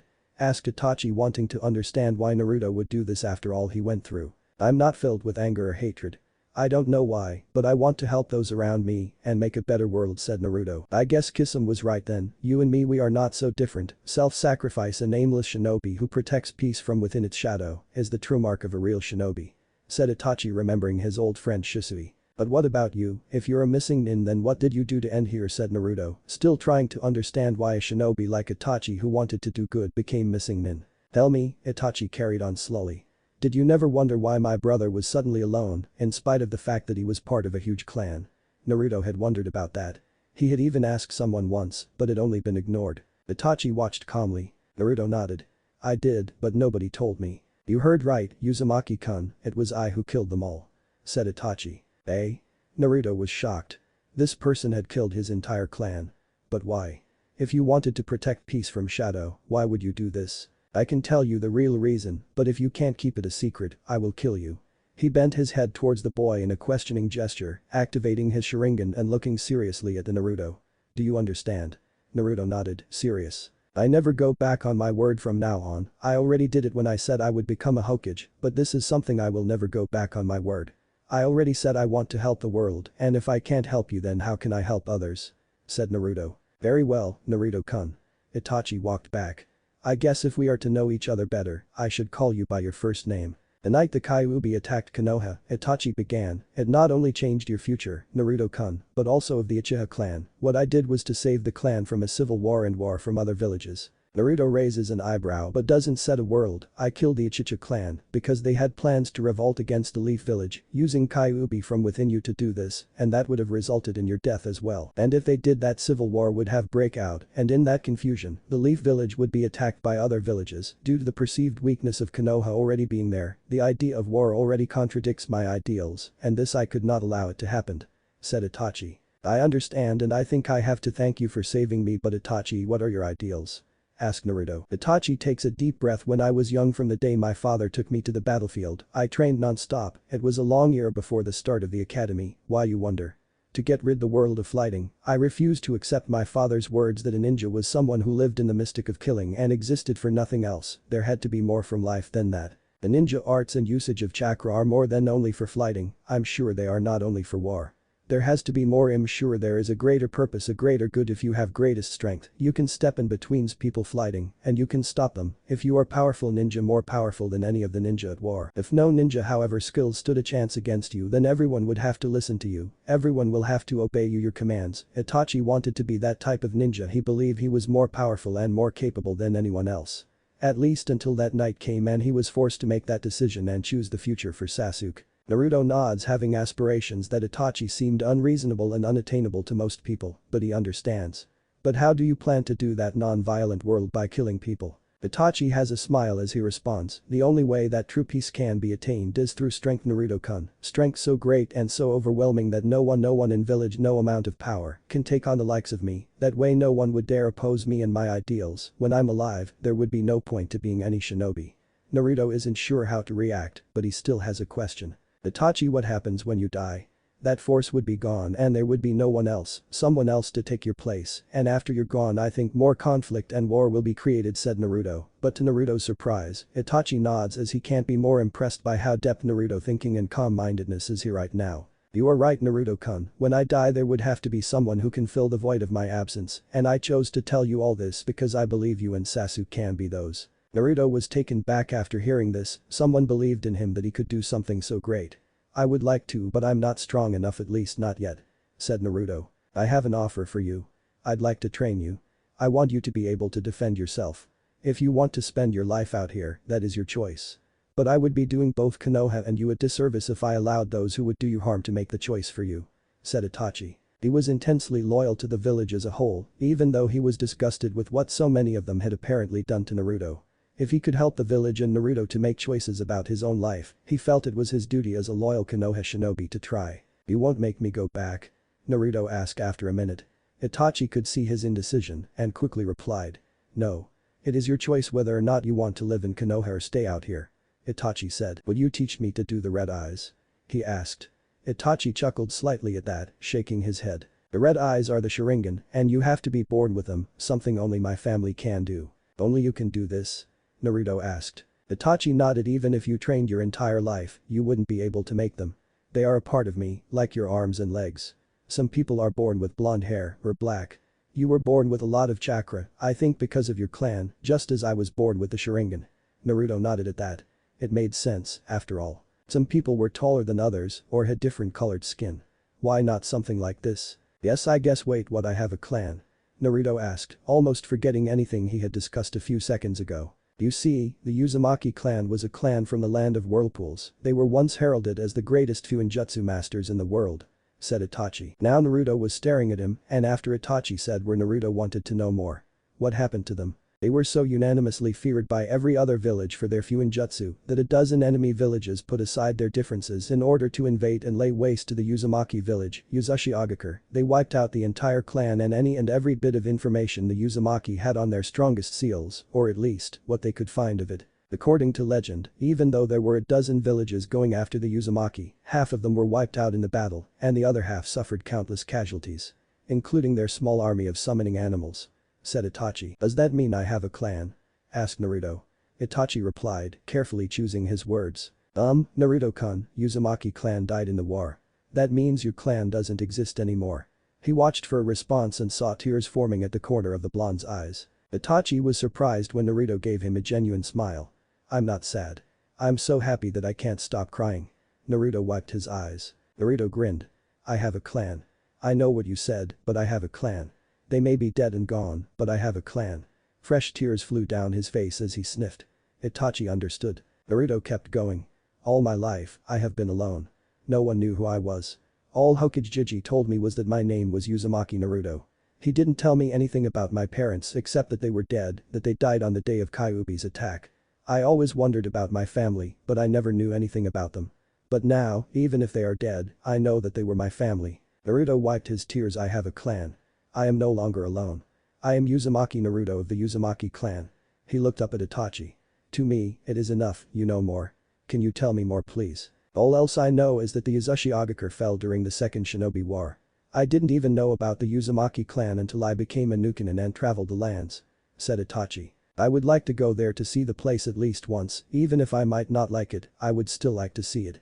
Said Naruto. He wants to see the place where his ancestors lived, even if now he finds only ruins. For this you will need to have a boat, you will have a long way to go. Whatever Itachi wanted to say next was interrupted when a clone that Itachi sent to guard the place dispelled. Kisame is approaching soon. Naruto nodded. Kisame decided to go and get more food, but in reality he wanted to leave Naruto and Itachi alone and see how they got along. His attention was diverted when he saw that Naruto had turned into an exact replica of him. Hey. What's going on? He glanced at them. Why is the brat hinged into me? Itachi merely glanced at him. He wishes to show his jutsu. Itachi frowned. He activated his Sharingan. Naruto-kun, did you learn this by yourself too? Naruto got a proud look on his face. Of course. Well, you're doing it wrong. Itachi deadpanned. Bhhh. Naruto deflated comically. You're supposed to layer the chakra outside. You are layering it inside your body. Itachi explained. I manage better in this way, instead. Said Naruto. Itachi reached out and poked the Naruto Kisame in the ribs. Kisame had to suffer the indignity of watching himself giggle like a girl. That tickles. Itachi looked at the pseudo Kisame with a contemplating gaze. It is very unusual. Naruto changed back to himself. How so? Itachi looked at the curious eyes of the boy and felt a twinge in his heart. Naruto was reminding him of the times he taught his brother when he had free time. The usual henge is more of a small air of illusion draped over one's body. That is why, even if Kisame makes a henge of you, he can't become as light as you. Even if your friend makes a henge of Kisame, he can't lift heavy objects that Kisame can or fly by henging into a bird. He looked at Naruto meditatively. Can you henge into a non-living thing, like a rock? Naruto considered the question. I do not know. I've never tried. He grinned and formed the ram seal. Here goes. He poofed into a small orange-colored rock. Kisame snorted at the color, but Itachi picked it up. He threw it a few times in the air. The weight has also changed. That doesn't happen in a henge. He had a thoughtful look for a moment, then suddenly, without warning. He threw the rock with all his might. Only a second after he had thrown it, the rock poofed back into a screaming orange ninja, flying through the air, his arms flailing. Itachi, on the other hand, spoke meditatively, has full consciousness of his surroundings. Impressive. In the other side, another clone of Itachi leapt up and caught the screaming blonde. He dropped the Naruto onto his feet and poofed into smoke. That caught Naruto's attention. He stopped the screaming and turned to Itachi. You can do it too. Yes. Itachi nodded. He can do one better, brat. Kisame grinned. He ignored Itachi's glare. He can make his clones explode. What? Naruto became excited. You too. What else you can do? Naruto-kun asked Itachi. Naruto put a hand behind his head and looked slightly embarrassed. Well, I know a bit of the taijutsu they taught in academy. Naruto made a Kage Bunshin no jutsu with which he started to fight at a distance from where Kisame and Itachi be able to study at what Naruto knew. It looks like he learned most of his taijutsu on his own, and what little was taught is obviously taught wrong. I have to start all over with him and have to make him and his body forget what the academy learned him. Said Itachi while he and Kisame watched Naruto. Kisame looked at Itachi so. Kisame grinned. Got to you too, huh? You were right, Naruto-kun is very similar to us, he has an interesting Itachi searched for an appropriate word, perspective on life. Kisame nodded. Yeah, I felt that too. The kid is interesting, alright. Kisame turned his attention back to Naruto, who returned. I will teach you my own style, the academy teaches nothing but the basics, said Itachi. This will be interesting to see how long the kid will last. Kisame. Night. Naruto was never sure if he admired or hated both Itachi and Kisame. He could never pinpoint exactly what made him feel that Itachi and Kisame took a perverse pleasure in running him into the ground, but he was completely convinced that it was true. Despite that, he also had to admit that he felt better than he ever had in life. He was making progress. Itachi and Kisame pushed him harder than he'd ever worked in his entire life, but Naruto couldn't help but admit that he was starting to see why Itachi and Kisame trained him the way it did. It worked. And that could explain why Kisame and Itachi were such powerful shinobi. They know the right training method. Each person learns differently, and they found different methods and used the ones that brought them to full potential for them, and they did the same with me. Thought Naruto before falling asleep from the work done today. Naruto-kun is truly a self-made ninja. Said Itachi to Kisame. Yes, after he gets used to training like that alone, said Kisame. So far his taijutsu starts to be good, I think we should teach him a jutsu or two for long distance, because so far the only jutsu he knows is Shuriken Kage Bunshin Jutsu. Said Itachi. Yes, we may soon have another mission, and it would be better for him to be prepared to fight alone. Said Kisame, knowing that their missions can take a long time until they can meet with him again. Next day. What's your elemental affinity, kid? Naruto just looked confused as he repeated, elemental affinity. What's that? Kisame sighed as Itachi explained. There are the 5 elemental chakra natures, which are the foundation of all elemental ninjutsu. They are so vital to the shinobi lifestyle that each of the 5 great shinobi countries is named after one of the 5. Each element is naturally weaker than and stronger than another, and elemental affinity means which element you can use best. Many higher level shinobi can use more than one type of elemental jutsu. They manage that after lots of practice, but their main element, called their affinity, is usually only one.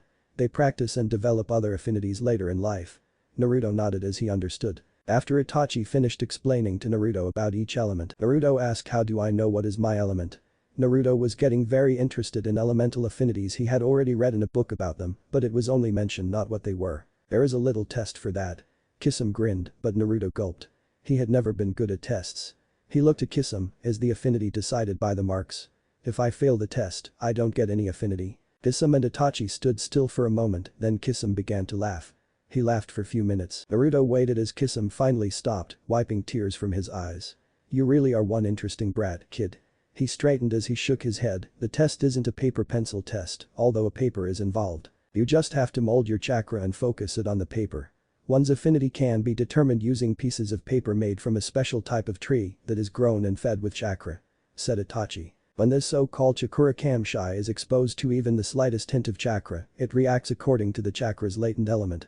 Said Kisame, then he took out a scroll from an inside pocket of his cloak. He opened it and summoned more scrolls from inside. Naruto glanced at them as curiosity got the better of him. Wow, so many things I really have to learn. Sealing jutsu too, thought Naruto. Kisame stood up and turned to the Naruto. He unwrapped a packet and took out a few old-looking papers from it. Naruto noticed happily that they weren't big enough to write on. He hadn't been fully convinced that he wouldn't have to write a test. Kisame held out one to Naruto. Here kid, try it. Naruto accepted the paper. Naruto looked at the paper as he focused chakra on it. The paper split into 2. Naruto dropped it in surprise. He turned to Kisame and Itachi. Kisame looked at the pieces of the paper Naruto had dropped. He picked them up. This, he shook the paper pieces, happens for the wind type. Naruto looked at the paper in Kisame's hands and grinned, that means. Yeah kid, it means you are a wind type. Kisame finished for the boy.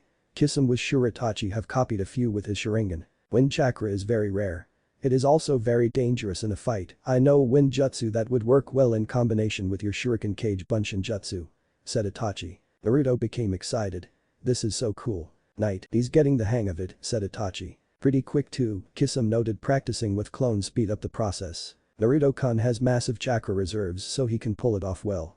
Said Itachi. He knows what he's doing, Kisame chuckled, turning back to see the boy standing down on earth tired after all his clones vanished into smoke. Itachi showed Naruto the rather basic wind jutsu, Fuitin. Gale Palm. The idea of this jutsu was to compress the wind chakra in between clasped hands and unleash it as a powerful gust. The technique was a basic C-rank jutsu. Naruto was excited to finally be learning his first elemental jutsu. Being only a C-rank jutsu, it only took a day to get the basics of the jutsu down. The hardest part was compressing the chakra between hands before he infused it with a wind element. Believe it or not, the compression part was not too difficult for Naruto. The results were rather impressive for a first time, as Naruto unleashed his attack on an unsuspecting tree, managing to rip a few larger branches off of it. In combat, this technique was not necessarily meant to wound an opponent, but knock them back with a great force of wind. It also showed promise as a defensive technique, being able to blow away most strong projectile weapons. Itachi also told him that when he uses Shuriken Kage Bunshin Jutsu, then he can add Futon Gale Palm to increase the speed of the Shuriken Kage Bunshin Jutsu. Kisame went to caught some fish, and Itachi and Naruto went to make the campfire. I wanted to ask you something, said Naruto after Kisame left. Naruto remembered the time Itachi had told him about his reasons for serving the village, about his philosophy about the duty of a shinobi. Itachi saw the connections forming, and a look of resolution came over his face. Why did you have to choose this, asked Naruto. This is not right, Itachi cut him off. It's what I chose. My sacrifice is a small one, in the grand scheme of things. If this keeps the village safe, then I'll gladly pay it. Naruto looked at him. Sometimes we have to do what's right, even if it hurts the ones closest to us. Itachi looked at him. Sometimes we have to follow orders that we hate, in order to protect what we love. Itachi spoke quietly, and saw Naruto nod. Then Naruto chose to ask something else. If I become strong, does that mean I can force those in Konoha to let me become a Hokage? I'll admit that you're stronger than before. But because of that, you seem to have lost sight of what's truly important. Now listen carefully. If you forget others because you now have power and become arrogant and egotistical, you'll eventually become more worse than the people of the village who abhorred you. Itachi took a deep breath before continuing. Becoming the Hokage doesn't mean people will acknowledge you. But when the people acknowledge you, you can become Hokage. Never forget your friends. Naruto began to remember that he was not alone all the time, and even now he had friends. But I abandoned the only people who believed in me, said Naruto, remembering Iruka words which he told Mizuki in that night. Yes, but you want to protect them and those who can't protect themselves. Remember, sometimes we have to do what's right, even if it hurts the ones closest to us. Said Itachi, after a few seconds of silence continued. Those who forgive themselves and are able to accept their true nature, they are the strong ones. I guess you are right, the village does have its dark side and its inconsistencies, but I'm still Naruto Uzumaki of the Konoha, and I will protect it from the shadows like you. Said Naruto. Naruto, you have already become a Hokage, you are Hokage's shadow. Thought Itachi. Morning. Naruto opened his eyes, looking up at the sky. He still feels tired after yesterday. He looked around only to see Itachi and Kisame meditating, and another Itachi there which was reading the scroll he had brought from Konoha. Wait, what? Of all scrolls from Konoha, how you managed to steal this one, Naruto-kun? Asked Itachi's clone. Well, you see, I invented a jutsu, and please don't take it from me, jutsu from there is much easier to learn. Said Naruto, knowing that it was much easier for him to learn jutsu that needed a lot of chakra. I promise to give back to Hokage Jiji after I finish learning more jutsu. Itachi's clone knew there was no point in wasting time arguing with Naruto and decided to ask directly, how exactly are you going to do that? I can go undetected to Konoha, but you can't. If I won't be able to, I'll give it to you when I'm done learning, I promise, please. Said Naruto, hoping Itachi will let him continue to learn from the scroll. In the end, you said that I have to become strong in order to make a better world, said Naruto, remembering what Itachi had said to him. I guess you're right, as you noticed me and Kisame are meditating. We were called to a meeting in our organization. It may take some days until we finish something very important. Keep training until we get back. We still have clones guarding the area if you have any questions. Said Itachi's clone before break apart in a flock of crows. After seeing this, Naruto was speechless, but decided to get to work. The base of Akatsuki. In a dark cave, a blurred form of a man waited, his eyes closed. With a bzzz, two figures appeared. The first figure opened his eyes. The eyes had a ring-like pattern in them. We can start. He commanded. Other figures started to appear as well. A hunched figure appeared along with two more. The leader went though 5-hand seals and smacked his open palm on the ground. Kuchius no Jutsu. In a puff of smoke, a monstrosity emerged. It looked to be the color of wood and had two arms which were shackled together by what looked to be an iron chain. Its upper body was a mishmash of different strange body parts jutting out. All in all, it was quite the disgusting sight to see. Fuinjutsu. Genryu Kyufujin. The Jito Meizo's mouth opened ominously and out came 9 ethereal dragons. Under leader's command, they opened their maws and bit the Kakam from multiple angles. Some days later, after Akatsuki have finished sealing Kakam, the leader's eyes met the red eyes of Sharingan. Itachi. Kisame. He said. Kisame saw Itachi turn his usual calm eyes towards the leader in response. It seems that Itachi-sen is going to act like usual in front of the others. Then for quite some time, the leader took reports of the current status of all the members. Itachi and Kisame glided over the part where they meet Naruto. This continued for some time. Finally, the leader closed his eyes. Disperse. The figures disappeared. A few days before, Naruto asked some clone of Itachi and Kisame what was so important that they had to meditate for so long, but the only answer was that it was something important that they were doing in their organization. Naruto decided to leave the subject and focus on training. While Itachi and Kisame were busy sealing Kage with the rest of the Akatsuki members, Naruto continued his training in Taijutsu and finished to learn Fuitin. Gale Palm and worked to combine it with Shuriken Kage Bunshin Jutsu. And worked on something for when real Itachi and Kisame are back. Present, finally ready. Who would have thought that this could take so long? Let's see what the brat did these days, said Kisame. They had known this day would come soon when they had to leave. Kisame understood Itachi's thoughts. We can come back after our work is done, he said, looking at the sky. It would be 3 months before he would be able to leave the shadows again and meet Naruto. He looked up at the sky as well. Maybe it was just as well. The fate was telling him that he wasn't yet free of his burden. Itachi nodded to Kisame at his side. Your two are back. Naruto and the other two clones said, as one. Itachi and Kisame then saw Naruto's clones break apart in a flock of crows.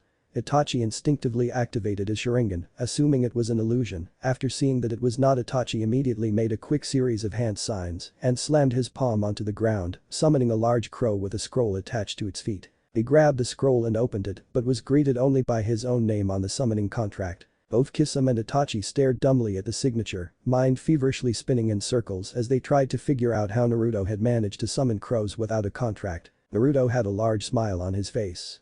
At Itachi and Kisame's gobsmacked expression, Naruto had laughed and proceeded to summon a Kage Bunshin no Jutsu. The clone made the hand sign for a basic transformation, and Itachi and Kisame stared at the clone as it pulled apart in a flock of crows. Now that they were paying attention, they noticed the crows disperse into smoke as soon as they spread out their distance from one another, causing too much strain on the transformation for the clone to survive, but it was an effective bluff nonetheless. Anyone seeing the ruse would assume Naruto had managed to disappear in the same way Itachi himself had. Such out-of-the-box thinking was, as Itachi had learned, simply the way Naruto's mind worked. He had been on his own for so long that he'd never built up the same assumptions and preconceptions that most of Konoha's shinobi had, either from the academy or their family training, so he simply didn't know when something couldn't be done. Naruto felt tired at making these clones. He needed a lot more chakra, just like with Bunshin Daibakuha. It wasn't something that could spam like Kage Bunshin no Jutsu all day. Because with these clones he had to put more chakra. Again. You never cease to amaze me, Naruto. Itachi's eyes went over the condition of the boy. Naruto looked a little tired from his practicing. How long have you been thinking about this? He asked. Naruto grinned at that. Ever since I saw you use it. He rubbed his neck. I have to admit, very impressive, said Kisame. I'm afraid I and Kisame have to leave now, said Itachi, then watched as the expression on Naruto's face traveled from curiosity to sadness. What? Why? He asked. Itachi reached out and patted his head. We have a mission. Naruto's mouth formed an O. Then he smiled. So it's not like we're not gonna meet again then? His eyes making inverted us as he grinned wide. Once again, Itachi wondered at Naruto's optimism and positive outlook on life. Of course, Naruto. He patted the blonde's head again. Don't forget, Naruto, it doesn't matter how many jutsu you know, and to know how to use the ones you have at full potential, and always remember, Naruto. Battles are fought from here. He rested his fingers on Naruto's chest, over the blonde's heart. But are won from here. He shifted his hand to tap Naruto's temple.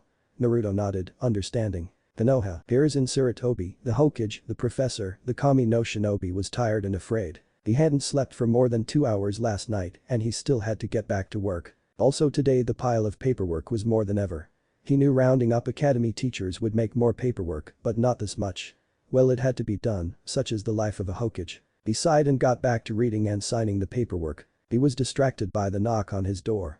Come in, he said. Hiruzen would take any distraction that would stop him from doing paperwork. Hokage-sama, we still have had no success in locating Uzumaki-san. The aging Hokage closed his eyes and let out a slow breath. How had the academy student avoided detection for so long? It didn't make any sense, thought Hiruzen. 1 month and still no sign of the ever-elusive Oto villager, the never-elusive Naruto. The Sandaime doubted he would be found until he wanted to be. Sarutobi let out a small sigh. It was rather hard to wage war on a village that you didn't know the location of. And he wouldn't know for at least another week when the Anbu squad assigned to scout it out came back. Assuming they found anything to scout out at all. Letting his thoughts wander to the blonde demon container, he couldn't help but bristle with fear at how much danger he put himself in by carrying and learning the techniques of the scroll. The blonde had shown that he could take care of himself if the broken hunter nin that stumbled back into Konoha after encountering him were anything to go by. The fact that Naruto had learned another jutsu from the scroll so easily startled the professor, but he didn't think that his wayward charge would have such an easy time with the other jutsu on the scroll. Despite his doubts, he had learned not to underestimate the young, soon-to-be missing nin of Konoha. After seeing what 1 month had done for the ninja of Konoha who were preparing for war, he could only wonder what it could for a ninja with a demon in his navel. The Chunin exams that were to be held in Konoha soon. And he still has to talk to Kushina about what he's going to do, especially about that masked man. But there was still something to investigate. Flashback: Izugakure and their relationship with Konoha is in academy curriculum. Right? Hiruzen asked. Seeing an instructor from the academy's confused face, he realized that they didn't know. No Hokage-sama. Even I don't know anything about it. Replied the instructor. Hokage hearing this started leaking killing intent while returning to his office. Kushina was right when she told him that Uzumaki should be mentioned in the academy, that they could only use jutsu with a lot of chakra. The Hokage was thinking about why the curriculum does not include the history of Uzugakure. This is one more question that has to be asked. I don't know why it was removed from the curriculum, but I will get to the root of it. Maybe the elders or Danzo know something about this. Thought Hiruzen. Flashback end. Kakashi entered his house through the window. He couldn't even remember when was the last time the door had been used. He had somewhere he needed to be.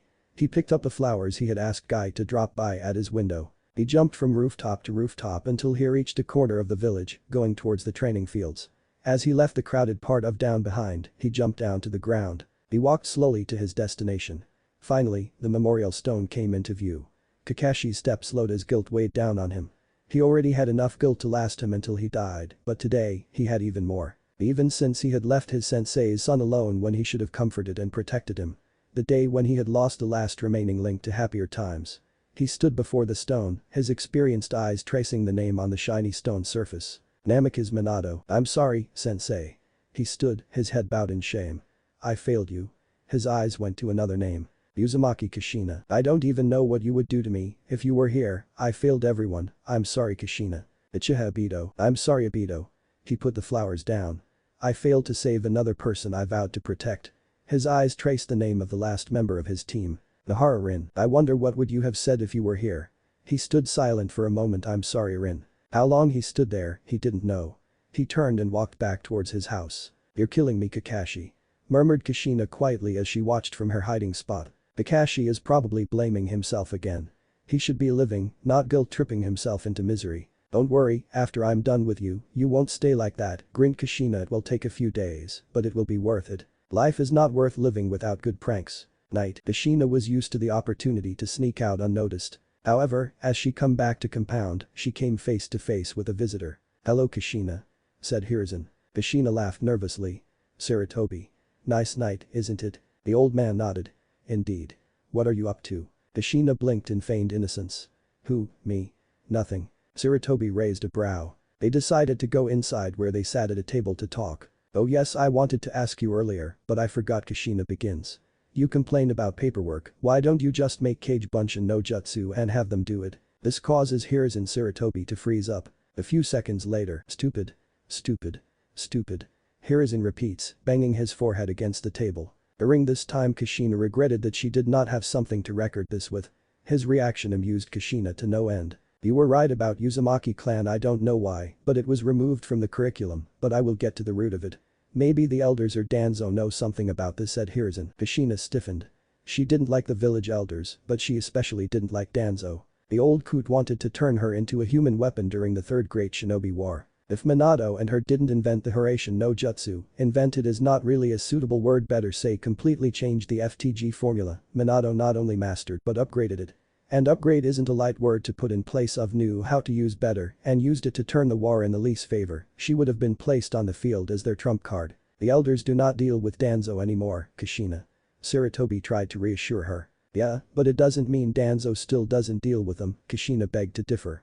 Danzo likely spying on them using his root puppet, she told him honestly. Don't worry, when Jiraiya brings Naruto back, I'll make sure nothing bad happens to him. I kind of doubt that, said Kushina. Why do you doubt Jiraiya? Asked Hiruzen. You know, I saw Kakashi today while I was undercover and I noticed what Jiraiya's book he was reading. Do you have any excuse for that? Asked Kushina. I can't be held responsible for Kakashi. Said Hiruzen. That perverted Jiraiya was your student and Minato mentor him. Somewhere in the land of fire Jiraiya sneezed. To think about it Minato and you said his books were your and Minato's favorites. All Jiraiya-sama writes are those erotic porn novels. Kushina glare turned deadly. Hey Kushina. Now isn't the time for this. Said Hiruzen. You talk to Kakashi. Asked Hiruzen trying to make Kushina forget about those books at any cost. No, but he looks very depressed and I said I'd cheer him up with a prank. Said Kushina it wasn't really a prank, it's not my fault I haven't done this in a long time. What did you did to him? Asked Hiruzen. I put a cat in a tree and I transformed into a little girl. When he passed by while reading his book, I asked him to help me get the cat down. Kushina start laughing a little. When he put his book in his pocket I stole it without him realizing. After he gave me the cat from 3 I said thank for help old man and I left. But not before I heard him say old man. What a day you should have seen him after that when he realized he had lost the book and now he's still looking for that book. Said Kushina continuing to laugh. Kakashi really needed this prank to get out of depression. Imagine what reaction he will have tomorrow when I put the book back in his pocket and when he will find it, he'll think he's really old. Said Kushina. Hiruzen then remembered what the Nidaime Hokage had once told him. I said it before, I'll say it again, insanity is inherited in that clan. Tobirama muttered quietly. I see what you say if I tell you why I chose Minato of all people to be Hokage. Said Hiruzen hoping Kushina will forget about Jiraiya and his books. Okay, let's hear it said Kushina she really wanted to hear this. Flashback, you still want me to be Hokage even after all this asked Minato. Is there a reason for me not to? Hiruzen asked. I chose you as my successor because you are the best and since then I have never been prouder of you. You are a great man who makes a great Hokage. Hiruzen walked over to Minato and stood eye level with him. Did I ever tell you why I picked you to be Hokage over Orochimaru? Minato shook his head. Well, no specific reason. It's because you value life, Minato, at all its levels. There's no shadow of a doubt you understand more than ever now Hiruzen trailed off with a fond smile. Flashback end. You know this reminds me of another old memory said Kushina. Flashback. Kushina had resigned herself to pacing in her home. Her husband had been missing since yesterday morning and she had every right to be worried. What worried her more was what was going to happen to her baby. Minato was a genius, but sometimes there were limitations. With a sigh, Kushina whispered, Minato where are you? Right behind you Kushina. Back. Databane. Kushina as she punched the intruder. Seeing it was her husband, she snarled at him and shook her fist. How many times have I told you not to sneak up on me like that? Kami. Are you trying to give me a heart attack? While rubbing his throbbing shoulder, Minato said, oh Kushina. Kushina sighed in relief. Minato, I knew you would come home late, but, geez. 2 days, Minato. 2 whole days. I know, I'm sorry, Kushi whoa. Minato was nearly knocked off his feet as Kushina ran into his arms and hugged him tightly. I'm glad you're home Kushina whispered into his ear. She kissed him on cheek and moved back. Where were you the last couple of days anyway? Minato Namikaze was considered many things, genius, prodigy, even the child of prophecy, a title bestowed by his sensei Jiraiya, of course. That was, until Minato told her about his little confrontation with Danzo, said pompous little ass. Kushina, it's Danzo. No matter what anyone does, he'll always object unless it benefits him in some sort. Minato assumed a thinking position, holding his chin. But how exactly does he benefit from being the pompous little ass? Kushina finished. Well, I wouldn't word it like that exactly, but yeah. Said Minato. Why can't that pompous little ass just mind his own damn business? Asked Kushina. I don't know, he thinks he'll eventually convince me to listen to his ideas for improving things in Konoha in his own way. Said Minato. Kushina scoffed. Yeah right and the Kyuubi masturbates when he watches us having sex. She said as she rolled her eyes. Minato stared at her. What's with the look? Asked Kushina. The Kyuubi masturbates when we. Kushina snorted. Oh, come on. I'm just kidding you. I hope so said Minato. Flashback end. So what do you have to say about that? Kushina asked the stunned retired Hokage. Looking disturbed, Sarutobi asked, the Kyuubi masturbates. I was joking. Joking. Kushina said. The old man let out a tired sigh. I hope so he involuntarily shivered. His reaction amused Kushina to no end. Hiruzen decided it was time to discuss more important things now. Kushina if that masked man was so strong that Minato came to that decision that night. Now Kushina went into serious mode. I really think we need all help we can get to beat him and you know what I mean. Sarutobi nodded. Because what we do here doesn't need to become public knowledge. Hiruzen took a deep breath. The Ito Tensei and what will be done in the future. I'll admit, I wish we could simply forget it ever existed. Either way I decided that there are things that I simply cannot allow to continue like this. This was perhaps the most difficult decision I made in all my time as Hokage, but I hereby declare the formation of a new branch of Konoha shinobi, whose very existence, and even more the identities of their members, is an SS rank secret. He unsealed one set of clothing. Kushina grabbed it and gave it a look. It was a fairly simple set of grey clothing, baggy pants, socks, sandals, long-sleeved shirts, a special piece of clothing that was pulled over the head and covered neck and head, while having holes for face and hair, a grey mask looking similar to a blank hunter nin's mask, and a long hooded coat. The kanji for forbidden printed in black against the grey threads. Kushina looked at it. Interesting design. Tsurutobi nodded. How's progress with Minato? You managed to find a way to call him with Ito-tensei? From what I read in Lady Mito's book, she helped Tobirama make Ito-tensei and Hiraishin no Jutsu, and a temple was also mentioned that has some special masks. If you can get them they would be very helpful. Said Kushina. I'll see what I can do. Said Hiruzen. Haha, thanks for the meal old man.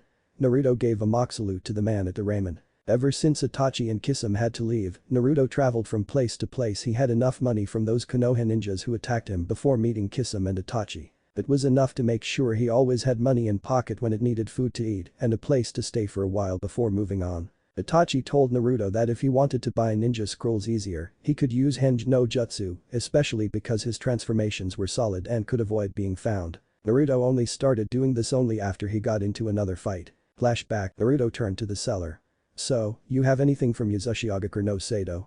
He asked. 5 minutes later, Naruto was the proud owner of an Uzumaki metal protector plate of a hit I-8. There had been no cloth attached to it or Naruto would have worn that right then and there. And a metal amulet of the Uzumaki symbol, which Naruto wore when he was alone.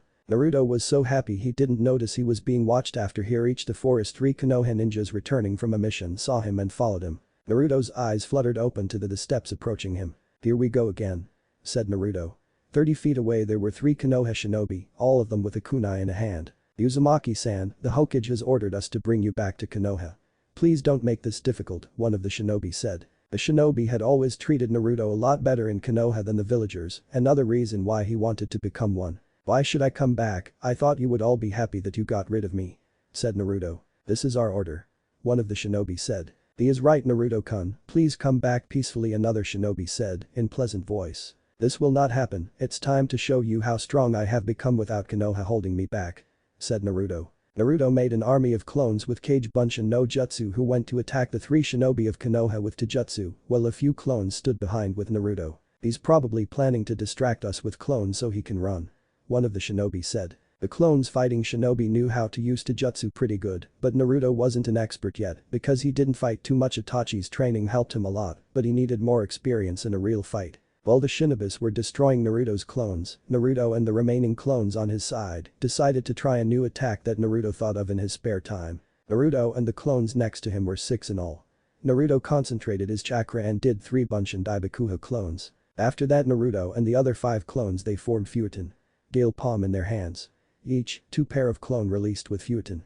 Gale palm the Bunshin Daibakuha clone. After 3 shinobi finished destroying all the clones, they were bombarded by 3 Naruto that were launched towards them.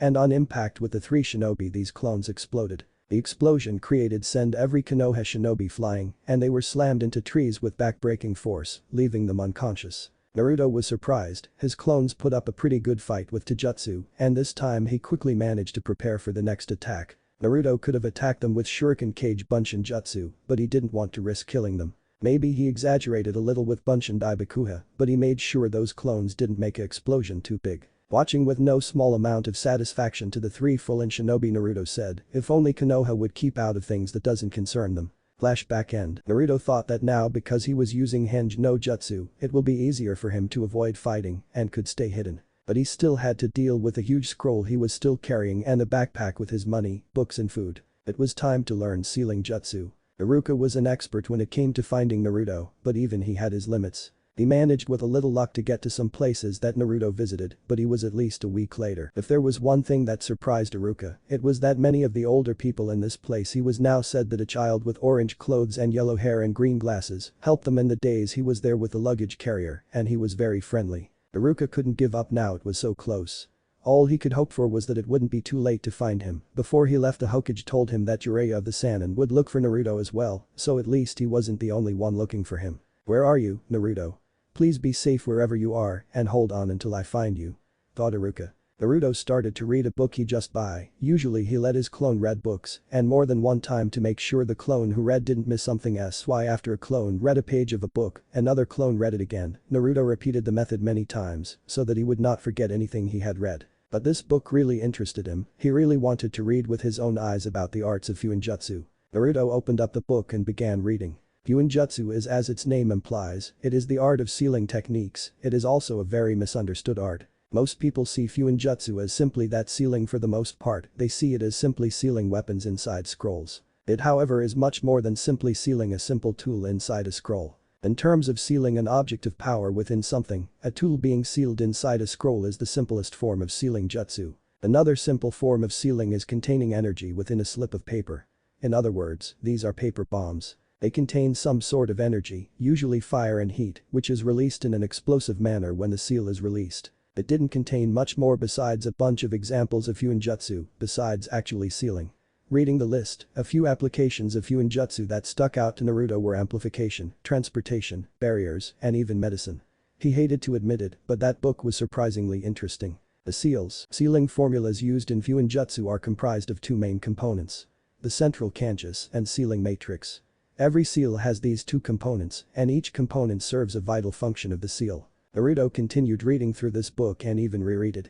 There were many interesting things, many of them he understood very quickly, even if he didn't know how. Everything that could be thought of as an answer was due, maybe because it was in his genes and his blood, being an Uzumaki. That could be the explanation. Itachi told him that Uzumaki were very talented with Fuinjutsu, at least that was the only thing he could think of. Naruto started training with the help of his clones. He quickly learned one day how to do simple sealing. For the moment he knew how to seal something and unseal. He was satisfied for today. Now he didn't have to carry a scroll on his back all the time. Same with the food. Naruto was thinking of reading one of these days in the section that contained the forbidden seals from the forbidden scroll. First he wanted to finish what he still had to learn from the book. Naruto wanted to visit Uzumaki. Itachi told him in one of those nights he will have a long way to go and that he needed a big boat and resistance to any storms or waves that would appear.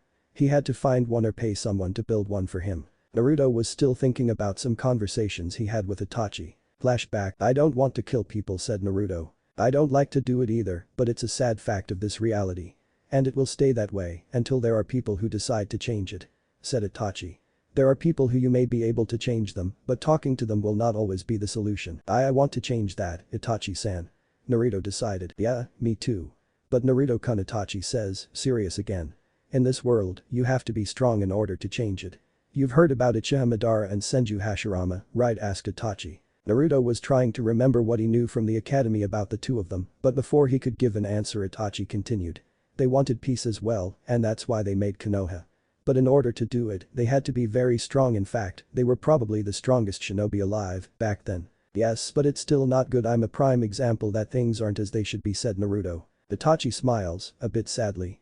I told you that you don't have to be shinobi if you don't want to. I don't think you should be forced into something like that. But being a shinobi is also more than just killing and fighting. It's about protecting the people you care about, and it's also about becoming strong enough to make a difference. Because in the end, that was how it worked. Even Naruto could not have accomplished his training without chakra reserves which he had, and which they grew more than to a normal Uzumaki because of Kyuubi. Everyone needs a little help. You know, Naruto-kun, maybe you'll be the first to change the way Jinchuriki are seen, said Itachi. Flashback end. Shivering slightly, the 8th-class missing nin of Konoha spread his sleeping bag out underneath a particularly large tree and climbed in, pulling the bag's sides in close for warmth. Confident that his army of clones who were guarding the forest would alert him of anyone coming in the dark, he closed his eyes and drifted off to sleep. Konoha night. Any news about Naruto? Shikaku sighed. Well? Shikamaru looked up towards his dad's face. No, not yet. A couple of teams are yet to return. A team found him when they came by chance from a mission. But all we know is that Naruto defeated all 4 of them using Bunshin Daibakuha, he informed his son. Naruto managed to defeat them all. Shikamaru looked in disbelief. Shikaku gave a small half-smile as he said, perhaps your friend is much better than you think. Flashback. The week after graduating exams, Shikamaru was usually very lazy, but it was quite clever to notice that the village was quiet, far too quiet. Naruto hasn't done pranks in a long time. Maybe he finally started focusing more on academia, maybe I should pay him a visit to see. Shikamaru deemed it to be troublesome to worry about, but Naruto may be a knucklehead, but is not like him just to disappear, especially if he can't be found outside pulling pranks. thought Shikamaru, but apparently he couldn't find him anywhere. It was as if he had disappeared completely, Iruka too, so he decided to ask his father if he knew what happened to him and why Naruto was hated that bad in the past, because he indeed asked this a long time ago when he was younger, but he didn't really get a complete answer. Well? Shikamaru looked up towards his dad's face. Naruto was part of an incident that caused the village a great deal, including the death of Naruto's own parents. However, even though Naruto was only a small child at that moment, the villagers all blamed him anyway because of that, and there was an incident after graduating exams that made Naruto to want to leave Konoha, said Shikaku. And what happened to him, asked Shikamaru. All I can tell you, Shikamaru, is that Naruto has not yet been found. If no one asks about him, it will be better keep this to yourself, said Shikaku. Flashback end. Shikamaru deemed it to be troublesome, but he hoped that Naruto and Iruka to be okay. Morning. When Naruto had woken up, he had decided to go for another powerful jutsu he had brought from Konoha. Like every morning, Naruto put his clones to practice some form of chakra control to keep himself in good shape. They made the regular water and tree walking and got the leaf floating exercise down. Itachi told him to start doing this every morning. At first Naruto did not understand why it was necessary, but he began to see the effect of his work when he had increased the amount of Kage Bunshin he could train with from 25 to 50, and that was something very amazing to him. What to choose this time, said Naruto. He wanted to try something not too hard. And these were some of the remaining jutsu that were not sealing jutsu left. Fuchius. Rashomon. The user summons a large gate. The gate itself is designed to look frightening, with the gate's doors having a demonic face upon them. This is to intimidate onlookers, potentially warding them off. The gate's doors are tightly shut and solidly built, making it useful as a shield against most forms of physical attack. The stronger the attack, the more damage the attacker will do to themselves when they try and fail to break through the gate. And there were two more similar jutsu, but with more gates: Kuchius. Sanj Crashmon and Kuchius. Gaj Crashmon. They look great, but they say they are big. I better wait to get to a place where I can't attract attention before I try them next, said Naruto. Hachiman. Naruto saw that this jutsu had too many details. It contains 8 types of gates. Too much to read. Naruto decided to skip it for now. Hakuenjo no Jutsu. The user places a hallucinatory darkness on a target's eyesight, causing them to see nothing but black. TM no Sho likens the sensation to being at the bottom of a deep hole. Because the target cannot see, they are very vulnerable to attack. Although this handicap is dangerous even to target, it is not insurmountable, as the target is able to sense attacks to try to defend himself and smell his attackers in order to stage a counterattack. This seems easier and it's not very long. I should be able to learn quickly, said Naruto. He had picked up with his mind fixed on learning the jutsu before the night was out. He promised himself he would never go back on his word. That's his nindo. Some days later, Naruto journeyed and came to this country which he found close on the map. Maybe here I will find where to get a good boat or to convince someone to make me one, said Naruto to himself. The Land of Waves is a nation located on an island near the Land of Fire. It does not have a hidden village, thus relying on seeking assistance from other hidden villages like Konohagakure. The Land of Waves has many rivers running through it and is famous for its mangroves, which are filled with all kinds of life forms. Though an isolated island, relying on shipping for commerce and trade, it was prosperous. Naruto later on found that this changed when Gato set his sights on it, breaking the people's will and monopolizing the shipping industry. Naruto didn't know should he try and fix this on his own or just leave. No, this was his first try to be a true ninja hero to protect this world. That's what he trained for. This seems to be his first challenge. The Land of Waves. Ever since Naruto got here, he started using Henge no Jutsu and Kage Bunshin no Jutsu to get informed. After a while he managed to find Gato. Naruto had been trying to take him down, but he wasn't sure yet. He went through a few scenarios. If he managed to catch Gato, he could send him to jail, but that doesn't seem like a solution. Gato was very rich, so it wouldn't take long to be free again. There was something else. Naruto, having clones disguised in the city, managed to find out some very important things. Naruto heard about a bridge. If that bridge was made, this can result in downfall of Gato. But bad part was that the guy who was making the bridge was planning to get help from Konoha. Naruto didn't know should he try and fix this on his own or let Konoha do it. Naruto also heard that Gato will hire a rogue ninja. If that will happen, Naruto will have to go into hiding to avoid being discovered and killed, all that while trying to topple Gato's control of Nami, no Kuni and other ways. Of course, if he were a normal ninja, Naruto wouldn't be afraid, but since he's been here he heard rumors. As one of the best known in this place was one of the 7 swordsmen of Kurigakure. Kisame told some stories about those 7 swordsmen of Kurigakure. Even Itachi mentioned that he had another partner before Kisame named JKZM Biwa, who was one of the 7 swordsmen as well. And that leads us to where we are now. Naruto has to solve this before the ninja that Gato want to hire will show up. After Naruto discovered all of this, he knew he didn't have much time left. No, this was his first try to be a true ninja hero to protect this world. It was evening now, Naruto was thinking that guy will leave tomorrow to Konoha, and most likely Gato will hire a ninja soon. One problem seemed solved, but another was about to arise. If he couldn't convince Gato with his words, then he had to do what was necessary. And Naruto wasn't sure he was ready for this yet because he still doesn't have the courage to kill. Tomorrow will be his last chance. I have to put my emotions aside. I'm doing this for a greater good. I will be a hero who will save the people from Land of Waves. Thought Naruto. Naruto had already experienced the shinobi world and Itachi told him what he needed to do to change it. Naruto has decided to rest for tomorrow when he puts his plan into action. Morning, Naruto woke up and was preparing to infiltrate Gato's base. While Naruto spent in the Land of Waves, he managed to have clones disguised as Gato's people, and that is how he found out where his base was. Some of those books on how to be a ninja were very helpful. Naruto reached the base of his Gato, seeing a few of Gato's people leaving. Naruto used Hinge to turn into one of them. In order to gain funds for a second coup d'etat, Zabuza Momochi became a mercenary assassin for hire. As one of his jobs, it was announced that Gato wanted him for a mission. For the moment Haku and the demon brothers were heading for Gato's hideout when a very big explosion was heard from that direction. When they got there the place was still full of smoke.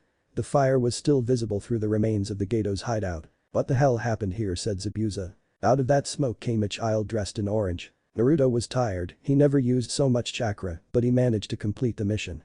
He could rest knowing that he succeeded. Exhausted after using more chakra than ever, Naruto passed out. Haku was the first to go to Naruto. We should help him, Zabuza-sama. But knowing what kind of person Zabuza is, he added quickly. I think he might know what happened here. Zabuza accepted. After that he told the demon brothers to go and look for other survivors while he and Haku waited for the boy to wake up. Naruto wake up. His ears could hear the sound of running water. He opened his eyes to find himself near a waterfall. He wondered what was happening. Where am I? Then he started to remember last thing he did. Naruto was taken out of his thoughts when he heard, "Are you finally awake?" A gentle voice floated up to him. He turned his head to see a long-haired girl. Or a boy. Walking towards him. You have been sleeping for 30 minutes, said Haku. He tried to sit up and tried to crawl quickly away from the newcomer. His back rammed into a pair of legs. He looked up to see the most scary-looking man he had ever seen, or was likely to a tall, bare-chested man, with the lower half of his face hidden by bandages and eyes that scared Naruto into immobility. It probably didn't help that he was carrying a sword larger than Naruto on his shoulders. Wait a second, that guy seems familiar to me, and that sword. Thought Naruto. Naruto was still in shock when the long-haired air person kneeled next to him. Don't worry, we are not going to hurt you, said Haku. Naruto turned and looked at the person next to him. He wanted to ask, who are you? Instead Naruto looked back at Zabuza and asked. You look familiar, are related to JKZM, one of the 7 swordsmen. Zabuza and Haku were a little surprised the boy in orange knew about the 7 swordsmen and the one who used the sword before him. I am Zabuza Momochi, the demon of the bloody mist. How do you know about JKZM? Asked Zabuza. 2 friends of mine told me, one of them was a partner with JKZM and another one is a Nuken and 7 swordsman too. I know JKZM is no more, but from the description they gave me you look a lot like him and you have his sword, said Naruto. Zabuza and Haku continue to be even more surprised with every answer Naruto has given so far. Ashigaki Kisame had left too, albeit in much more style than Zabuza had managed. He had killed the previous daimyo that had been just a puppet in the Mizukage's hands. Zabuza was a bit disgruntled to notice that Kisame had been ranked as a S rank, unlike Zabuza, who was ranked A rank. Perhaps I should have killed the bloody daimyo instead of going after a goddamn Jinchuriki Kage, thought Zabuza. And what are you doing here, boy, and where are your friends now? Zabuza decided to ask after a minute of silence. If this boy was really friends with Hoshigaki Kisame, then there must have been something special with him, thought Zabuza. They were given a longer mission and we decided to meet again in 2 months in the Land of Rivers. Until then I decided to visit more, train to be one of the strongest shinobi, or well Nukenin I guess, said Naruto, but he decided to answer knowing what question he will be asked next. I left my village because I was not allowed to become a genin and because everyone treated me differently for something that wasn't my fault. They were holding me back, but here I can reach my true potential. So since then I visit places, I make money through methods that I can, and now I want to get a pretty good boat with which I can visit other islands, said Naruto. Naruto didn't want to reveal where he was going to a lot of people. For now, only Itachi knows he wants to go to Yuzashigakure. I don't think you are a Nukenin, you have to be registered as the official ninja of the village you abandoned to be labeled a Nukenin. You're like me. I am not a registered Kirinin, but Zabuza-sama trained me in the shinobi arts, said Haku, then added. I almost forgot, my name is Haku, which is yours? Naruto. answered Naruto. Then Zabuza asked. Which village are you talking about? Konoha, answered Naruto. Why do you want to become a shinobi? Zabuza asked. Why not? Naruto said. Zabuza gave a nod, accepting the blonde's answer. Zabuza was wondering whether he needed another brat in his team if he's still alive after so much time alone. Maybe he's as good as Haku, I should test him, the brat could be useful for the second coup d'etat, thought Zabuza. At the moment they don't have too many people, and that's why they were here to make more money and raise more aid. And with that civil war there he should find more help. The Mizukage, he was the man who was responsible for the discontent that had led to civil wars in Kurigakure no Sado. He was the man Zabuza had tried to kill and failed, causing him to run away and become a Nukenin. It was Haku who brought up the subject of the future, breaking the tense atmosphere. What are we going to do now, Zabuza-sama? Originally you only agreed to let me take care of him until he was conscious again. Zabuza glanced at the blonde who looked up towards the bandaged ninja. Zabuza asked him. I have 2 questions. First. What the hell happened to Gato and his hiding place? Second. If you prove to me that you are a ninja strong enough to help me in something in the future, I will pay you or recruit you in my team where I will train you. Naruto's eyes widened as he asked, why you need me? Zabuza was taken aback. He hadn't expected to be questioned. The boy was sharp, no matter how much he acted like a fool. Zabuza decided to be frank. I ran away from my village because I couldn't beat the man responsible for the ruin of my village. As long as he remains in power, I will be hunted. If I have strong shinobi with me, I will be able to fight them off and one day, fight that man again and take back my village from him. Zabuza looked into the blue eyes of the blonde. You said you wanted to become a shinobi, but any village that you approach will either turn you away and inform Konoha out of fear from retaliation from your former village. If I save my village I could become the next Mizukage, and I will be able to protect you from Konoha. In short, you will have Kiri by your side to help you when you need. Naruto was thinking that this would not only provide him with protection, but could also be the first step to making peace between nations. It was an opportunity he could not refuse. And he will have 2 new friends and maybe even more. It could be a chance to show Itachi that he could achieve peace not only through power, but also trust with others. Naruto looked at Zabuza and said, does that mean we're going to become friends? Zabuza and Haku were taken back by this question, then Zabuza smiled evilly. I suppose, Gaki, but I will treat you like I treat every other man under my command. I warn you, if you want my acknowledgement, you'll have to earn it. And then we can be friends I guess. Said Zabuza, he was not used to meeting people who wanted to be friends with him. So the word friends was still a bit difficult for him. After all, the only friends he ever had were in Kurigakure Academy. But Kurigakure Academy graduates against each other in death matches as a final exam with the exceptionally skilled students named prime candidates for the 7 ninja swordsmen of the mist. After Zabuza, not yet a student himself, killed over 100 academy students, the practice was discontinued and he would thereafter be known as the Demon of the Hidden Mist. His fame grew over the years as he became an Anbu, killing the Konohagakure ninja Kumaid Toriichi at that time, before finally joining the 7 swordsmen. After Zabuza said I guess Naruto grinned as he said okay. I want to see what you're capable of, but before that, explain to me what happened to Gato. Said Zabuza. The truth is, I managed to get to his base, and I tried to talk to him to convince him that what he was doing was not good and that he could change. But it did not work as I planned, said Naruto, then he looked at the ground and continued. Flashback, this is the end of the road for you brat, now kill him. Said Gato to his people. But then they saw Naruto break apart in a flock of crows. It's time to pay for all the harm you've done. You and your people.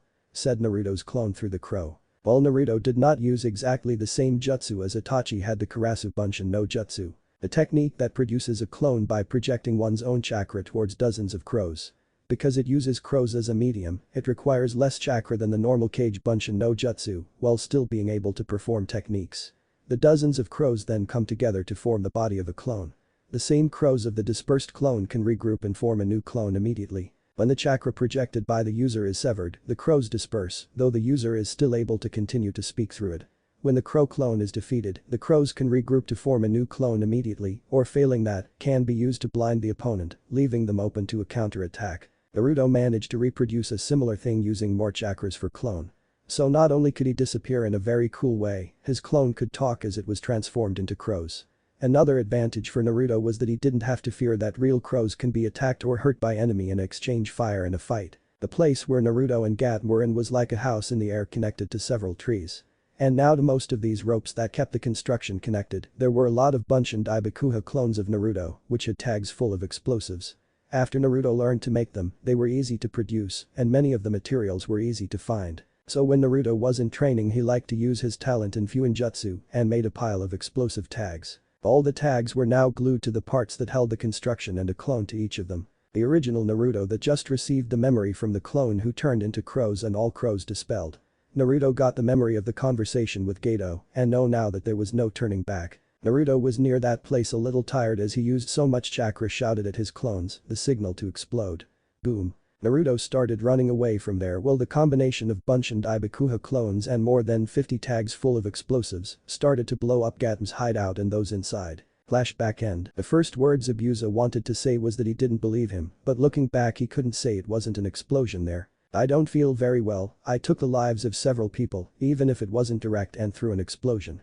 Said Naruto. He was still with his head locking to the ground and without realizing it a few tears came out of his eyes. Looking at him, Zabuza couldn't help but sympathize with him.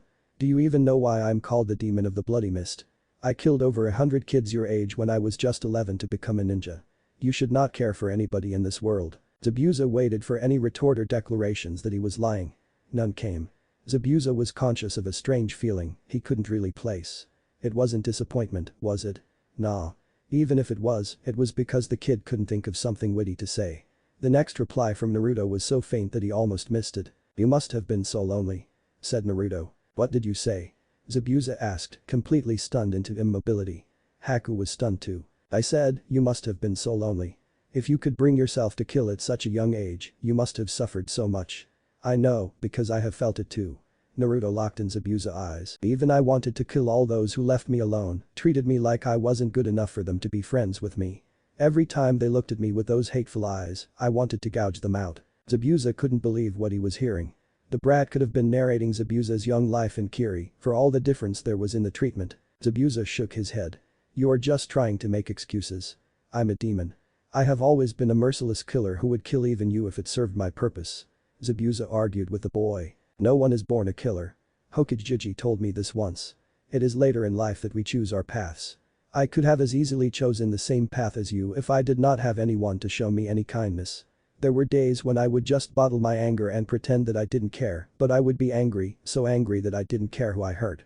At one such time, Hokage came to my house. How he knew I was angry I don't know, but he came. He came in and gave me a hug. He didn't say anything. He just picked me up and hugged me. I cried so hard that night in his arms. He just stood there for a long time. Then he took me to the Hokage Tower's roof.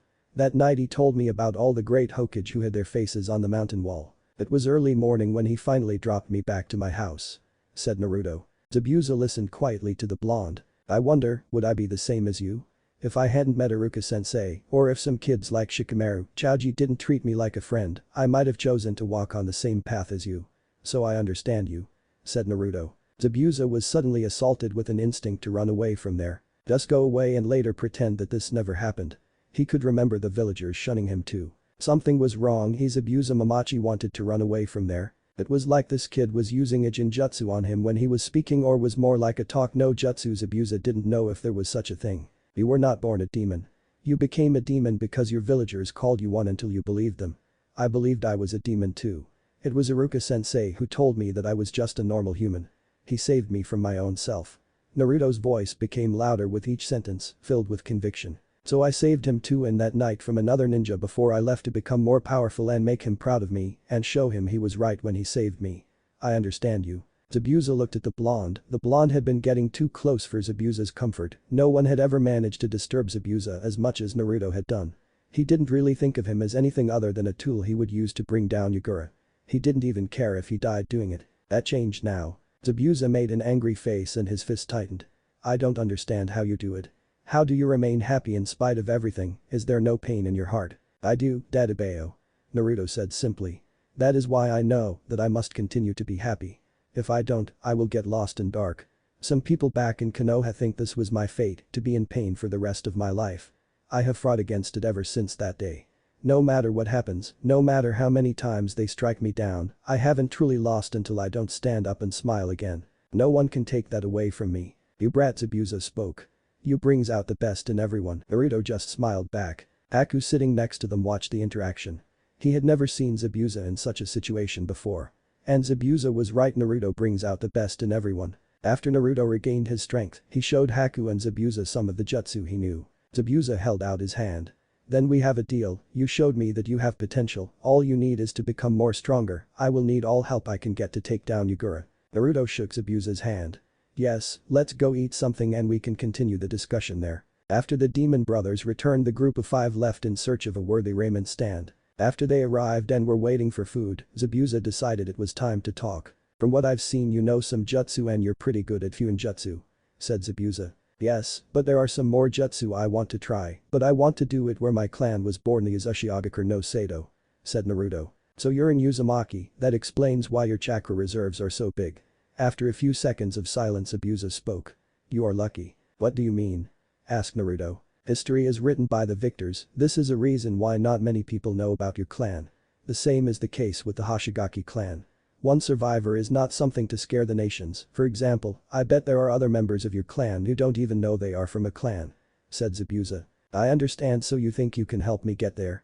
When you need me you will find me there, I will become much stronger so I can help you save the village, said Naruto. Are you sure? It will take at least another month for me to pick you up from there, asked Zabuza. Yes, I won't be able to be distracted when I train, and at least I'll have time to visit the place, said Naruto, still excited, where he had so much energy no one knew. Very well, you told me that you have an affinity for wind. But that doesn't stop you from learning some water jutsu. I will do some scrolls from which you can learn, said Zabuza. The Uzumaki no Sato was very close to Kiri. So it won't take them long to find him. The next day, Zabuza found someone in a good boat who was willing to take Naruto to the Uzumaki no Sato. Naruto was happy that he would finally get there, but also a little sad because he had already formed a good friendship with Zabuza and Haku and would take something until he met them again. The rest of yesterday was spent buying food for the time spent there. It was very easy with the Fuinjutsu he had. Naruto did a different scroll for each thing.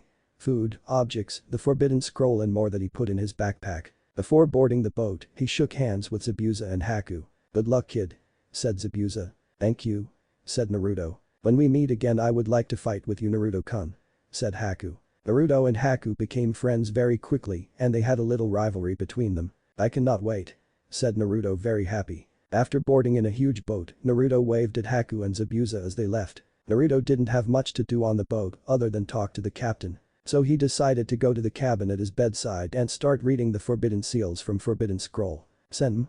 Mumjinman. Sage Art.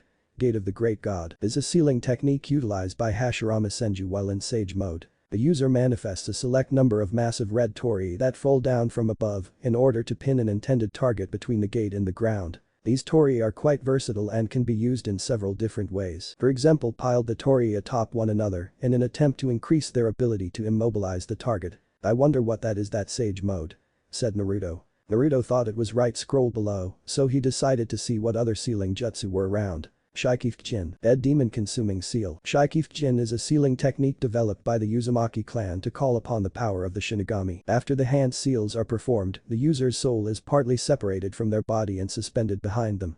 Behind their soul appears the Shinigami, which restrains their soul with its hair.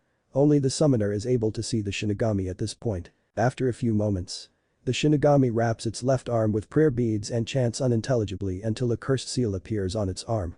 It then drives its arm into the summoner's soul, thus allowing the summoner to call upon the Shinigami to seal a target.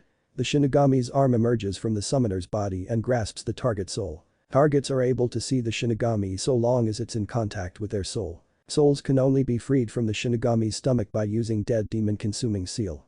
Release, Shikifujin. Kai. To use, an individual wears the Shinigami mask, causing them to become possessed by the Shinigami. If the individual wearing the mask slices open their own stomach, the Shinigami will do the same, and any souls inside it will be freed. However, the mask doesn't have any properties that will prevent its user from dying of that injury. Naruto regrets for not reading this part sooner. Wow, this is probably one of the jutsu that other nations feared my clan for. Oh, what stupid is this? I discover a jutsu created by my clan, but I can't try it, said Naruto. But he started to be happy again after he realized in this scroll there could be more jutsu from his clan that he could learn. Naruto couldn't believe what he had just found next. Hiraishin no Jutsu, Flying Thunder God Technique. Before the Hiraishin no Jutsu can be performed, users must first mark a target with their technique formula, Jutsu Shiki. The formula is applied after the merest touch and cannot be removed. It will remain in place even after the user has died. There is seemingly no limit to how many targets can be marked with technique formulas. Before the Hiraishin no Jutsu can be performed, users must first mark a target with their technique formula, Jutsu Shiki. The formula is applied after the merest touch and cannot be removed, it will remain in place even after the user has died. There is seemingly no limit to how many targets can be marked with technique formulas. Naruto continued reading until he fell asleep. These jutsu contain a lot of special information, too much information, and Naruto hoped that he will be able to learn this jutsu one day. Time passed quickly for Naruto when he had something interesting to read. Naruto couldn't believe it. He was finally there, the village of his ancestors. The village itself was in ruins, but he had kind of been expecting that. However, based on the ruins, he could tell that Uzumaki used to be a great and powerful village. Naruto went to explore, but not before thanking the captain for bringing him here. Zabuza knew how to convince someone when he needed reliable people for a job. Naruto explored the place and come over to a collapsed building just outside the center of the village, which he decided would make for a good base camp. Unknown to Naruto, a woman girl was watching him from distance hidden. The woman girl had dark eyes and long, straight red hair which she wore with a white band. She also wore a purple, sleeveless kimono blouse with yellow trimmings, held close by a traditional obi with a long, streaming bow tied to it, mesh armor underneath it, and a short white skirt. The ancient city of the Uzumaki. After Naruto woke up the next day, he decided to explore the city. Every few moments, Naruto would stop to examine a particular building. Each time, he would find nothing of worth. Everything that was buried in certain areas seemed to have either been destroyed or already taken. It added to the feeling of the area, as if not a single soul had walked the grounds of Uzumaki in decades. Naruto hoped that maybe he'll find someone alive in this remaining part of island, someone from his clan.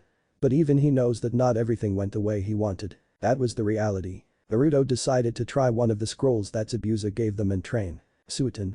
Tepndama. He read. Water release. Gunshot. C-rank water style jutsu. Can be used at any range. You turn your chakra into water and then spit it out in the form of rapid-fire water bullets.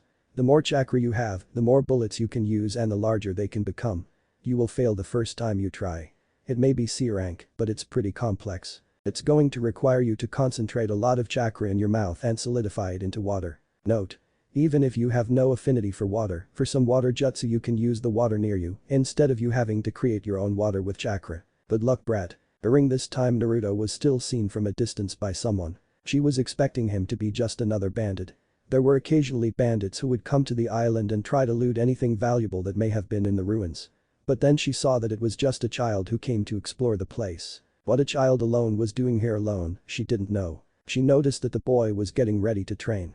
But what surprised her even more was when the boy made 50 Kage Bunshin no Jutsu who started to work on a water jutsu. Where did a child have so much chakra? Not even her or her clan had that much chakra unless he is. She quickly used her Kagura Shingen, a technique that allows her to sense chakra from exceptional distances in great detail. By closing her eyes and opening her mind's eye, by focusing on a particular chakra, she can perceive her target's location and movements in great detail.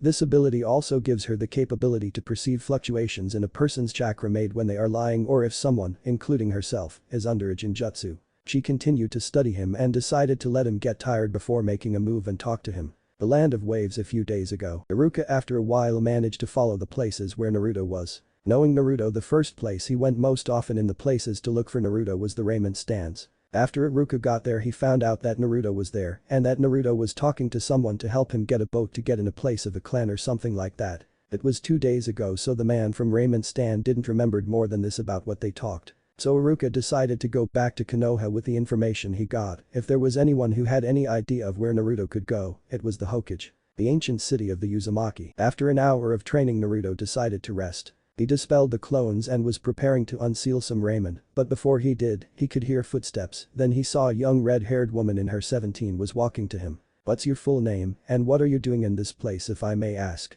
she asked. Naruto was surprised, but instead of risking a fight or something he decided to answer simply. But he already had some hope that the person in front of him might be like him. When he reached her, Naruto saw that she was 6 inches taller than him, not that it bothered him anyway. "I am Naruto of the Uzumaki clan," Naruto answered. She gasped. Her theory has proven to be true. Naruto saw tears building up in her eyes before falling down her face. While she spent her time isolated from other people in solitude, even she could not hide the joy she felt right now. "I wasn't sure because Uzumaki normally have red hair, but you're another Uzumaki, like me," she said through joyful tears as she reached out and embraced Naruto affectionately.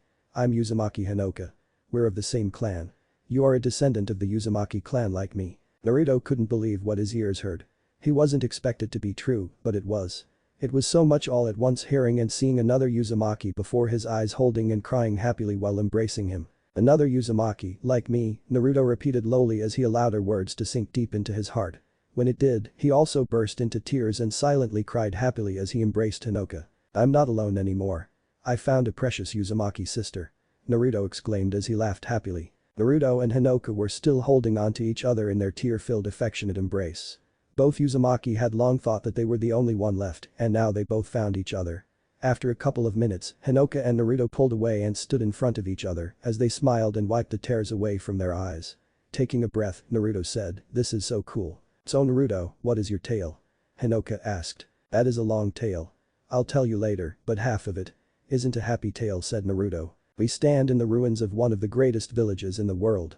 Hanoka sighed. "I doubt any story told here will be happy." Naruto noticed that Hanoka's expression of happiness was neutral now. It reminded him a little of Itachi. Spending a lot of time alone had different effects on people. Hanoka noticed that Naruto was a ninja but had no hit I-8 on his head. "What kind of a ninja are you?" Hanoka asked. "One of a kind," Naruto remarked. "Such modesty," Hanoka snickered cynically. "Yeah, I am. As a shinobi, I have the power to protect the people I care about, my friends and you as well, Hanoka Nichin. I don't want to kill people, but it's a sad fact of this reality. And it will stay that way until there are people who decide to change it." Hanoka noticed that Naruto wanted to do this after his gaze. "It will be interesting with you here and he only meet me and he already thinks of me as his Nichin," thought Hanoka. "Interesting, but tell me, are you doing this because it's right thing to do or because you enjoy doing this?" asked Hanoka. Hanoka, like Itachi, was testing his ideology and beliefs. "I wasn't sure at first, maybe I wanted to do it because it was like a goal or to be acknowledged, but now I'm doing it because it's the right thing to do," said Naruto. "Come with me, we can continue the discussion at the place where I live," said Hanoka. Naruto noticed that Hanoka seemed to prefer going barefoot. "For someone who doesn't use sandals, you're sure fast on your feet," Naruto complimented. Below the ruins of Uzumaki no Sato, Hanoka was living below ground. She knew her heart needed to be close to her old home, but to the ancient city of the Uzumakis was just too depressing. And while it wasn't a common occurrence, there were occasionally bandits who would come to the island and try to loot anything valuable that may have been in the ruins. Naruto could only imagine the atmosphere and the feeling of utter despair that permeated these tunnels when the last of Yuzu's defenses fell. This place was an emergency shelter. Hanoka lived in an old tunnel network which was used as a food storage facility and a shelter for emergencies. While it may seem more sensible to live in the village, the pain of living among the corpses of your clansmen was too much for her to bear. This place was also closer to the hidden library of the Uzumaki clan, the place where all she found and accumulated knowledge of the Uzumaki clan was stored, so that made it much more convenient. Hanoka had a lot of time to make this into a hiding and living place. "I will go make some tea, come with me," Hanoka said without any expressions. Before Naruto could say anything else, she took him off toward the kitchen. Once they entered her kitchen, they were both now sitting at a table waiting for tea to be ready. "I will tell you everything I know, Uzumaki and Senju clan. Both clans came from a common ancestor. I'm still trying to find more informative books, but this is all I know," Hanoka explained. "The members of our clan were all blessed with astonishingly long lives, to the point that our village was known as the village of longevity. We also have large chakra reserves due to this and had healing powers which we have inherited. The spiral symbol on your arm and the symbol on the back of your jacket is the symbol of our clan." Hanoka gave Naruto a picture of the ocean's whirlpools that surrounded their homeland and its landscape. The blonde was captivated by the beauty that Yuzu no Kuni was filled with. "I was born in Yuzu no Kuni, but my mother and I were among the surviving Uzumaki who escaped after enemy shinobi villages joined forces to rise up and destroy our homeland," said Hanoka. "Why didn't Konoha help during the invasion?" Naruto asked. "I don't know. I was too young back then to understand why all those bad things were happening to our clan and why our people had so many enemies. It was a most chaotic period and the Shinobi World War brought about more casualties to our Uzumaki brethren who escaped the destruction of Yuzu no Kuni since some hadn't found safe homes yet," said Hanoka. "Not all Uzumaki were fighters, so they didn't know that much Fuinjutsu, only it was used more often. Konoha somehow win the war even if they are right in the middle of the map surrounded by everyone. Those countries fought also against each other, but what probably made it possible for Konoha to win were the casualties the invading forces suffered against Yuzu," Hanoka explained. "When the invasion appeared, Ashina Uzumaki, not wanting his family to be captured and sold and bred like common animals. He and the Uzumakas took desperate measure the moment they knew they would be wiped out. Ashina made sure that the Uzumaki who were there learned at that moment Shikifujin, and with that all of them summoned the Shinigami. He then annihilated any life on the island. All Uzumaki having a lot of chakra, they made sure to seal all the enemies together with them. I believe it was a mercy killing for all Uzumaki in comparison of what they would have to endure otherwise if they were captured. After that, let's just say that many people were afraid to dare to claim this island. Naruto could now understand why Hanoka was trying to look emotionless. That was dark. Naruto decided to change the subject and ask her something else. And what did you do after that? My mother run, but lost contact with the other Uzumaki survivors. We were ultimately on our own, and after long time at some point Iwa Hunter Nin were after us. While on the run for the first 9 years of my life, my mother taught me all she knew in terms of seals and being a kunoichi. In time, though, a group of Iwa Hunter Nin found and ambushed us. We were outnumbered and outmatched, and they were bent of taking us back to Iwagakure alive. I tried to help my mother, but I didn't have as much experience in battling ninja, and my mother had to protect me. Hanoka said after that she had a sad look. Things only got worse as more ninja appeared and surrounded us in large numbers. Despite her fatal injury, she was still able to summon chakra chains and trap the group of hunters and the additional group of ninja that arrived. That was when my mother then instructed me to leave. I argued and told her that I wanted to stay and help, crying while telling her that she was all I had left. She smiled but told me firmly that I had to live for her and the rest of our people, and she asked me to find happiness. Hanoka had tears running down her face as she recalled the incident. She wiped her tears away and continued. She then executed Shikifujin and with her remaining strength summoned the Shinigami. My mother made sure none of the enemy ninjas survived. Naruto nodded his head quietly. Hanoka continued her story. Despite the hot tears that ran down my face, I got up and ran as fast as I could. I didn't dare to look back again. I just kept running forward, promising myself that I would get stronger and live as the surviving legacy of my clan. But life as a homeless orphan was no easy life. I traveled from place to place, looking for a home to make for myself, while stealing what food and clothes I could get in order to survive. All that while I studied and practiced everything I learned from my mother. Several years later, a group of scientists and researchers recruited me for a project they were working on in Kuchiyas no Shima, Samoan Island. The island itself is located somewhere east of Hai no Kuni and south of Kaminari no Kuni, Lightning Country, where research of summoning animals and development of them were done. The goal of these researchers was to go into these remote islands to find new species of summoning animals to sell to shinobi so they could form contracts with them later on. However, as the demand for new types of summoning animals began to rise, these researchers did what any greedy person would do, which was to create the ultimate summoning beast which they can use to control everything. Hanoka explained they did this by crossbreeding summoning animals and mixing genetics in a lab with the goal of making new summoning creatures that they could sell to ninja nations. I needed money to survive and come back here, so I accepted the job. They needed me for the sealing jutsu I had in my chains, said Hanoka. Naruto wanted to ask her what chains she was referring to but decided to leave the questions at the end. The lab was located in the mouth of a volcano and I was assigned to restrain the beast using my sealing techniques. But one fateful day, I was unable to restrain the beast after it had gone berserk and it killed all of the scientists and researchers. I fought the creature, but the beast being the ultimate summoning, is able to use ninjutsu. It had summoning abilities, it was able to cast ninjutsu, and it could absorb chakra. The beast started to massacre the researchers around me. Somehow I know despite my best efforts a summoning beast with all these traits was too much for me and I know I will fail to seal the beast away. The beast also have the power of all summoning creatures in shinobi that it ate. Then I stopped and ran away. Something in my mind told me that maybe another day I could stop it, but not yet. I had to keep living for our clan. I managed to take all I had and enough money for food for a long time and come here to research what was left of our clan. So far I have only found this place. And that leads us to where we are now, Naruto-kun, said Hanoka. Naruto took a moment to take in everything Hanoka told him about her life story. It was very clear that Hanoka had a hard life. Naruto felt bad that those happy times were tragically cut short by unforeseen events. But what he admired about Hanoka was that she kept growing stronger instead of giving up and became a surviving legacy of her clan. Now is your turn, tell me your tale, said Hanoka. Naruto went into detail, explaining everything that happened from the time he ran away from Konoha. Hanoka noticed that he did not explain much about Konoha other than why he ran away and what he did at that time.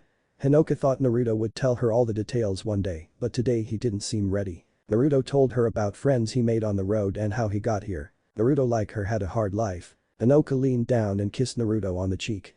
Naruto couldn't help but blush, seeing as Hanoka was the first female in his entire life to ever kiss him. Naruto was looking at Hanoka and asked her in a soft voice, "Why did you kiss me? Is this a problem, Naruto?" asked Hanoka. "I guess not.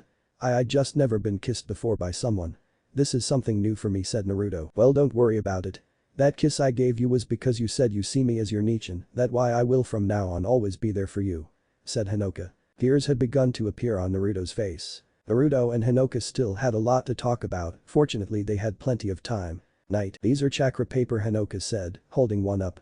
"Channel your chakra into it and it will react according to chakra nature." "But I already did this. I have wind," said Naruto. "This chakra paper is special," Hanoka said. "It reacts to any and all the chakra natures you have an affinity for, rather than just the strongest.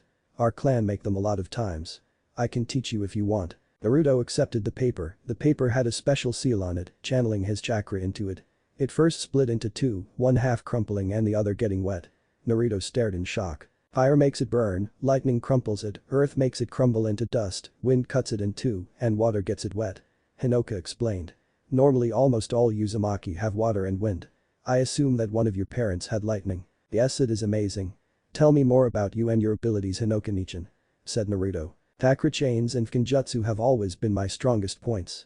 But I do know some water jutsu, usually our clan has an affinity for wind and water, as the paper showed us your next affinity will be water," Hanoka replied. "I'm a little knowledgeable in seals too, and we have something in common, though I don't have the experience in chakra chains or seals like you do. But I will one day," Naruto said with his trademark smile. Then Naruto remembered something he hoped would leave Hanoka speechless. Naruto pulled out a small scroll. He opened it and revealed the scroll. He focused chakra into the scroll and commanded, "Kai." The scroll burst, and a forbidden scroll was released from the scroll. "You are not the only one who has forbidden jutsu left from our clan, Hanoka Nichin," said Naruto while opening it. Naruto started showing Hanoka many of the jutsu he had in the scroll. "Below the ruins of Uzumaki no Sado, the seal holding the Kyuubi back inside you is based on an Uzumaki seal. I think we just found them," said Hanoka. Naruto and Hanoka were in the library and were looking at the forbidden scroll which Naruto showed her. Shishmfkin, 4 symbols seal. This technique requires a great deal of talent to perform. The user applies the seal's formula to an object or a human's body, sealing a large enemy or an evil spirit within them. If 2 4-symbol seal are used, a stronger seal is created. This is called the 8-trigram sealing style. If the 4-symbol seals do not completely overlap with each other, this allows the enemy spirit's chakra to merge with whoever they've been sealed into. The 4-symbol seal is based on the Fuinjutsu of Uzumaka's Uzumaki clan. The 4-symbol seal is also left on the stomachs of those who perform the Shiki Fujin. Haki no Fukin Shiki, 8-trigram sealing style. The 4-symbol seal is used to seal a large enemy or an evil spirit into a target, such as an object or a human's body. A stronger seal is created if 2 4-symbol seal are used. This is called the 8-trigram sealing style. If the 4-symbol seals do not completely overlap with each other, this allows the enemy spirit's chakra to merge with whoever they've been sealed into. This seal is intended to encourage tailed beasts to aid the Jinchuriki they've been sealed within, as the more they provide chakra, the weaker the seal becomes, and thus the better their chance of freedom. Only those of our Uzumaki bloodline can hold the Kyuubi. Because of this special chakra we have," said Hanoka. Naruto told Hanoka about Kyuubi. She already figured out when she used her ability first time. Hanoka wouldn't have ever thought that life as a Jinchuriki would have been that harsh and indescribably brutal. It astounds her that Naruto didn't turn into the very demon that Konoha saw as over the years when Naruto told her about this. But when Hanoka used Kagura Shingen again near Naruto, there was something she couldn't understand. Naruto had 4 different type of chakras, his own chakra. Another one of the Kyuubi. But there were 2 more small chakra in there, but they were sealed in the seal too. Unknown to Hanoka or Naruto, these 2 were the chakra of Kushina Uzumaki and Minato Namikaze. "Special chakra?" asked Naruto. Hanoka smiled and explained, "You see, I discovered that I have one of those special kind of chakra. This chakra is very rare in our clan." "What about me, can I make those chains too?" asked Naruto. Hanoka giggled, "Maybe it'll manifest someday, it should be there. Like I said, I didn't know about mine until before I worked for those group of scientists and researchers who recruited me." "I understand," said Naruto. "From what I read here, it should be a way for you to control the power of Kyuubi, and you will need those chains," said Hanoka. "I'm not sure if I want Kyuubi's power, that power at least not yet," said Naruto. "I understand," said Hanoka. Naruto wanted to become strong with his own power. Next day, Naruto and Hanoka decided to learn Flying Raijin Jutsu. If they managed to learn this jutsu, then they could teleport from one place to another. Which will allows them to leave the island and return without problems at any time they want. Oog. Why would the Yondaime Hokage and the Nidaime Hokage have such a complicated jutsu? I mean, come on, how is anyone supposed to figure how to use it? Naruto says in frustration over the jutsu's complicity. "Are you giving up so fast already, Naruto-kun?" asked Hanoka. Of course not, it's just that I'm already used to using my clones for so long to learn jutsu, as if it wasn't for my taijutsu training, I would have forgotten what true work means in getting stronger," said Naruto. Flying Raijin, it was a jutsu that required a lot of chakra to teleport, trying to learn it using clones didn't seem like a good idea. After one day of work, Naruto and Hanoka began to make progress. But there were also some negative effects. The first who managed to teleport was Naruto. In a flash of yellow, Naruto disappears from a place to a close one. Naruto attempts to jump for joy, but instead he fallen with a loud thump because he became very dizzy, which happened to be a side effect to the first 10 or so times after performing the jutsu. At one point Naruto and Hanoka managed to use the jutsu. But they weren't that experienced yet, so they decided to use it only for long-distance teleportation. They weren't ready to use it in a fight yet. Nor did they know the methods the Yondaime Hokage used the jutsu yet. All they needed to do was leave the island to a place where to put the teleportation formula. Hanoka brought a lot of food with her here on the island, enough for a long time, but having a way to teleport in cities to restore food and other things seemed a very good opportunity that was still a reason to learn the Flying Raijin. Naruto also saw this as an opportunity for Hanoka. Because Hanoka never left Yuzu no Kuni since she arrived here. Next day, Naruto found Hanoka sitting on top of a tree branch reading a book while her legs were swinging rhythmically. Looking at her cousin, he grinned when he remembered the sheer panic and distress that was on her face yesterday. It was far too funny for Naruto to see Hanoka frantically trying to seal about all books in the library she had to read on their journey. "I don't want to run out of reading material," said Hanoka. "Hanoka-nichan," Naruto called with a voice that was a bit too loud. "Are you ready to leave?" Hanoka sighed exasperatedly. Seriously, it was early morning. Where does Naruto get all his energy from? The Kyuubi. Closing her book and jumping down from her perch atop the tree branch, she addressed his overly energetic cousin. "I'm as ready as I can be, I guess. Come on Hanoka-nichan, where's your spirit or your enthusiasm? Aren't you just a little bit excited to go explore the world with me, your darling cousin?" said Naruto. Hanoka gave a slight smile. "I am excited, I'm just really going to miss this place. It will take at least 2 days to go and come back with my boat, especially if you convince me to come with you through some place to visit before we return. Don't worry, we'll be back before you know it.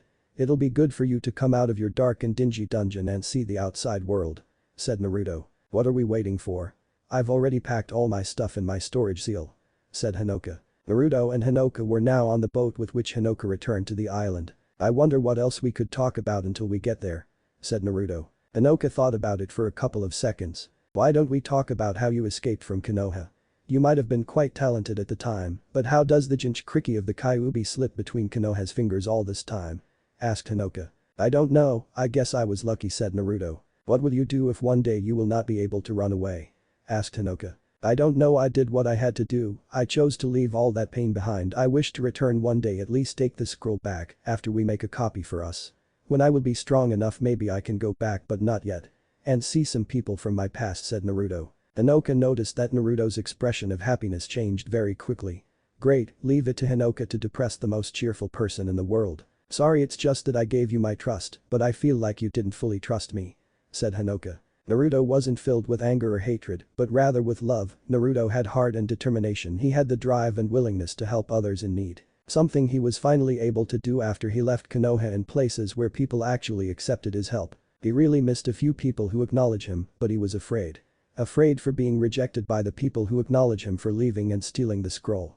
If he even had the courage to talk with them after he returned. Or when he sees them like Haruka or Hokage Jiji, will the emotion stop him from leaving Konoha and continuing what a true Hokage should do? And that was to try and create peace and protect everyone. Because he know the villagers will never acknowledge him. He will never be allowed to become a Hokage, but he at least wanted to make what a true Hokage would do, like Itachi. "You're right. Maybe it was time to talk to someone about this." "Thank you," said Naruto. He even felt better that he now had someone to talk to. And had someone who actually wanted to listen and know him better as a person. Maybe was that what means having a family. One day later, Yugakure no Sato. Naruto and Hanoka arrived in Yugakure no Sato. Now that they could teleport, Naruto and Hanoka made 2 clones to take the boat back to the hideout in Yugakure no Sato where they get it from. After that, both Naruto and Hanoka left a teleportation formula, and as Hanoka predicted, Naruto persuaded her to go and relax in that place. Hanoka was not so pleased. How the hell is this place even considered a hidden village? There are literally road signs pointing towards its direction. Naruto gave a little chuckle at Hanoka's statement. It's true, even Naruto was surprised by the big sign they encountered that pointed towards the direction of the hidden village. This was the closest place they could come with a boat, and Naruto really didn't want to take any chances and go into the land of fire. What we gonna do now? Naruto asked, a cheery smile on his face. Clothes shopping, said Hanoka. Clothes shopping? Asked Naruto. Clothes shopping, Hanoka confirmed. You look ridiculous in the orange, Naruto-kun. You won't be taken seriously if you wear stupid-looking stuff like what you're wearing. But it's my style. Naruto pouted. Hanoka eventually convinced him that if he wanted to be seen as a real shinobi, he needed better clothes. 20 minutes and 7 outfits later. Naruto admired his new look in the mirror inside the changing room. He now wore a black shirt with black shinobi pants. And he found a cape like Itachi and Kisame had, but only different, it was his size and was all black. Naruto decided to stay in his original clothes for the rest of the day. Naruto will try on new clothes when he goes on a mission. For the moment they were here to relax. And didn't want to attract attention. Naruto and Hanoka visited the rest of the city that day. Later when it was night, Naruto and Hanoka went to the hot springs of Uzumaki. Naruto headed for the boys' bathroom ready to take a bath and relax, only to hear a voice from someone who did not expect to be here. Looking through the corner of the door he saw the two. What were the two of them doing here? From their conversation it seemed to be their first sea mission about capturing some bandits in this place. Naruto got back and went to take his clothes back on him and was thinking what to do. They didn't know he was here, which was a good thing. So right now he wondered how to tell Hanoka that he had to leave without getting attention from people who were there with her. Naruto was near the exit thinking about what to do. Ah, this is the life, Hanoka thought in contentment. The hot springs of Uzumaki lived up to their reputation. She was there and there was another younger girl and her sensei, she knew from the conversation hearing them talking. The young girl said she was going outside. Hanoka thought from her voice that maybe she was little tired or shy. Hanoka did not pay much attention to this and decided to continue relaxing. But unknown to her when the girl left after she was ready. She was now face to face with Naruto. Naruto remembered her too. He had always thought of her as a weird girl, really quiet but not mean, something he appreciated and liked about her. But there was something else, she was also the only one in the class that was never mean to him. She seems okay, though Naruto never really got a chance to talk with her and know her better, something he regrets a bit. But more because he always focused on getting attention from everyone because he wanted to be acknowledged and have someone to talk to and don't be alone. And because usually the villagers told to the kids to stay away from him. Naruto hoped that she would not remember him and that he would pass by her and later claim that this had never happened. Unlike him, she was trembling, overwhelmed by the too many reactions of her body. She hoped to meet him again one day and talk to him, but even she didn't expected him to be here. Trembling as she was, she took a step back first. She looked down, then she raised her head again and looked at him. All Naruto wanted was to avoid her eyes, yet he couldn't. Her gaze wandered on his face, sinking in each detail. "It is you?" she asked, though it sounded more as a sure statement, not a question. Oh no, she remembered him. Feeling it was time to leave. It was time for him to take a step back. But the look all away from the past, he took faster steps back before finally breaking the eye contact with her by turning his back to her, moving towards the exit and then to run away from there. "Don't you dare leave," she suddenly shouted, stopping him in his way. She was still trembling, but her voice was clear and secure. Once again, they gazed at each other, with the only difference that now he was only looking over his shoulder.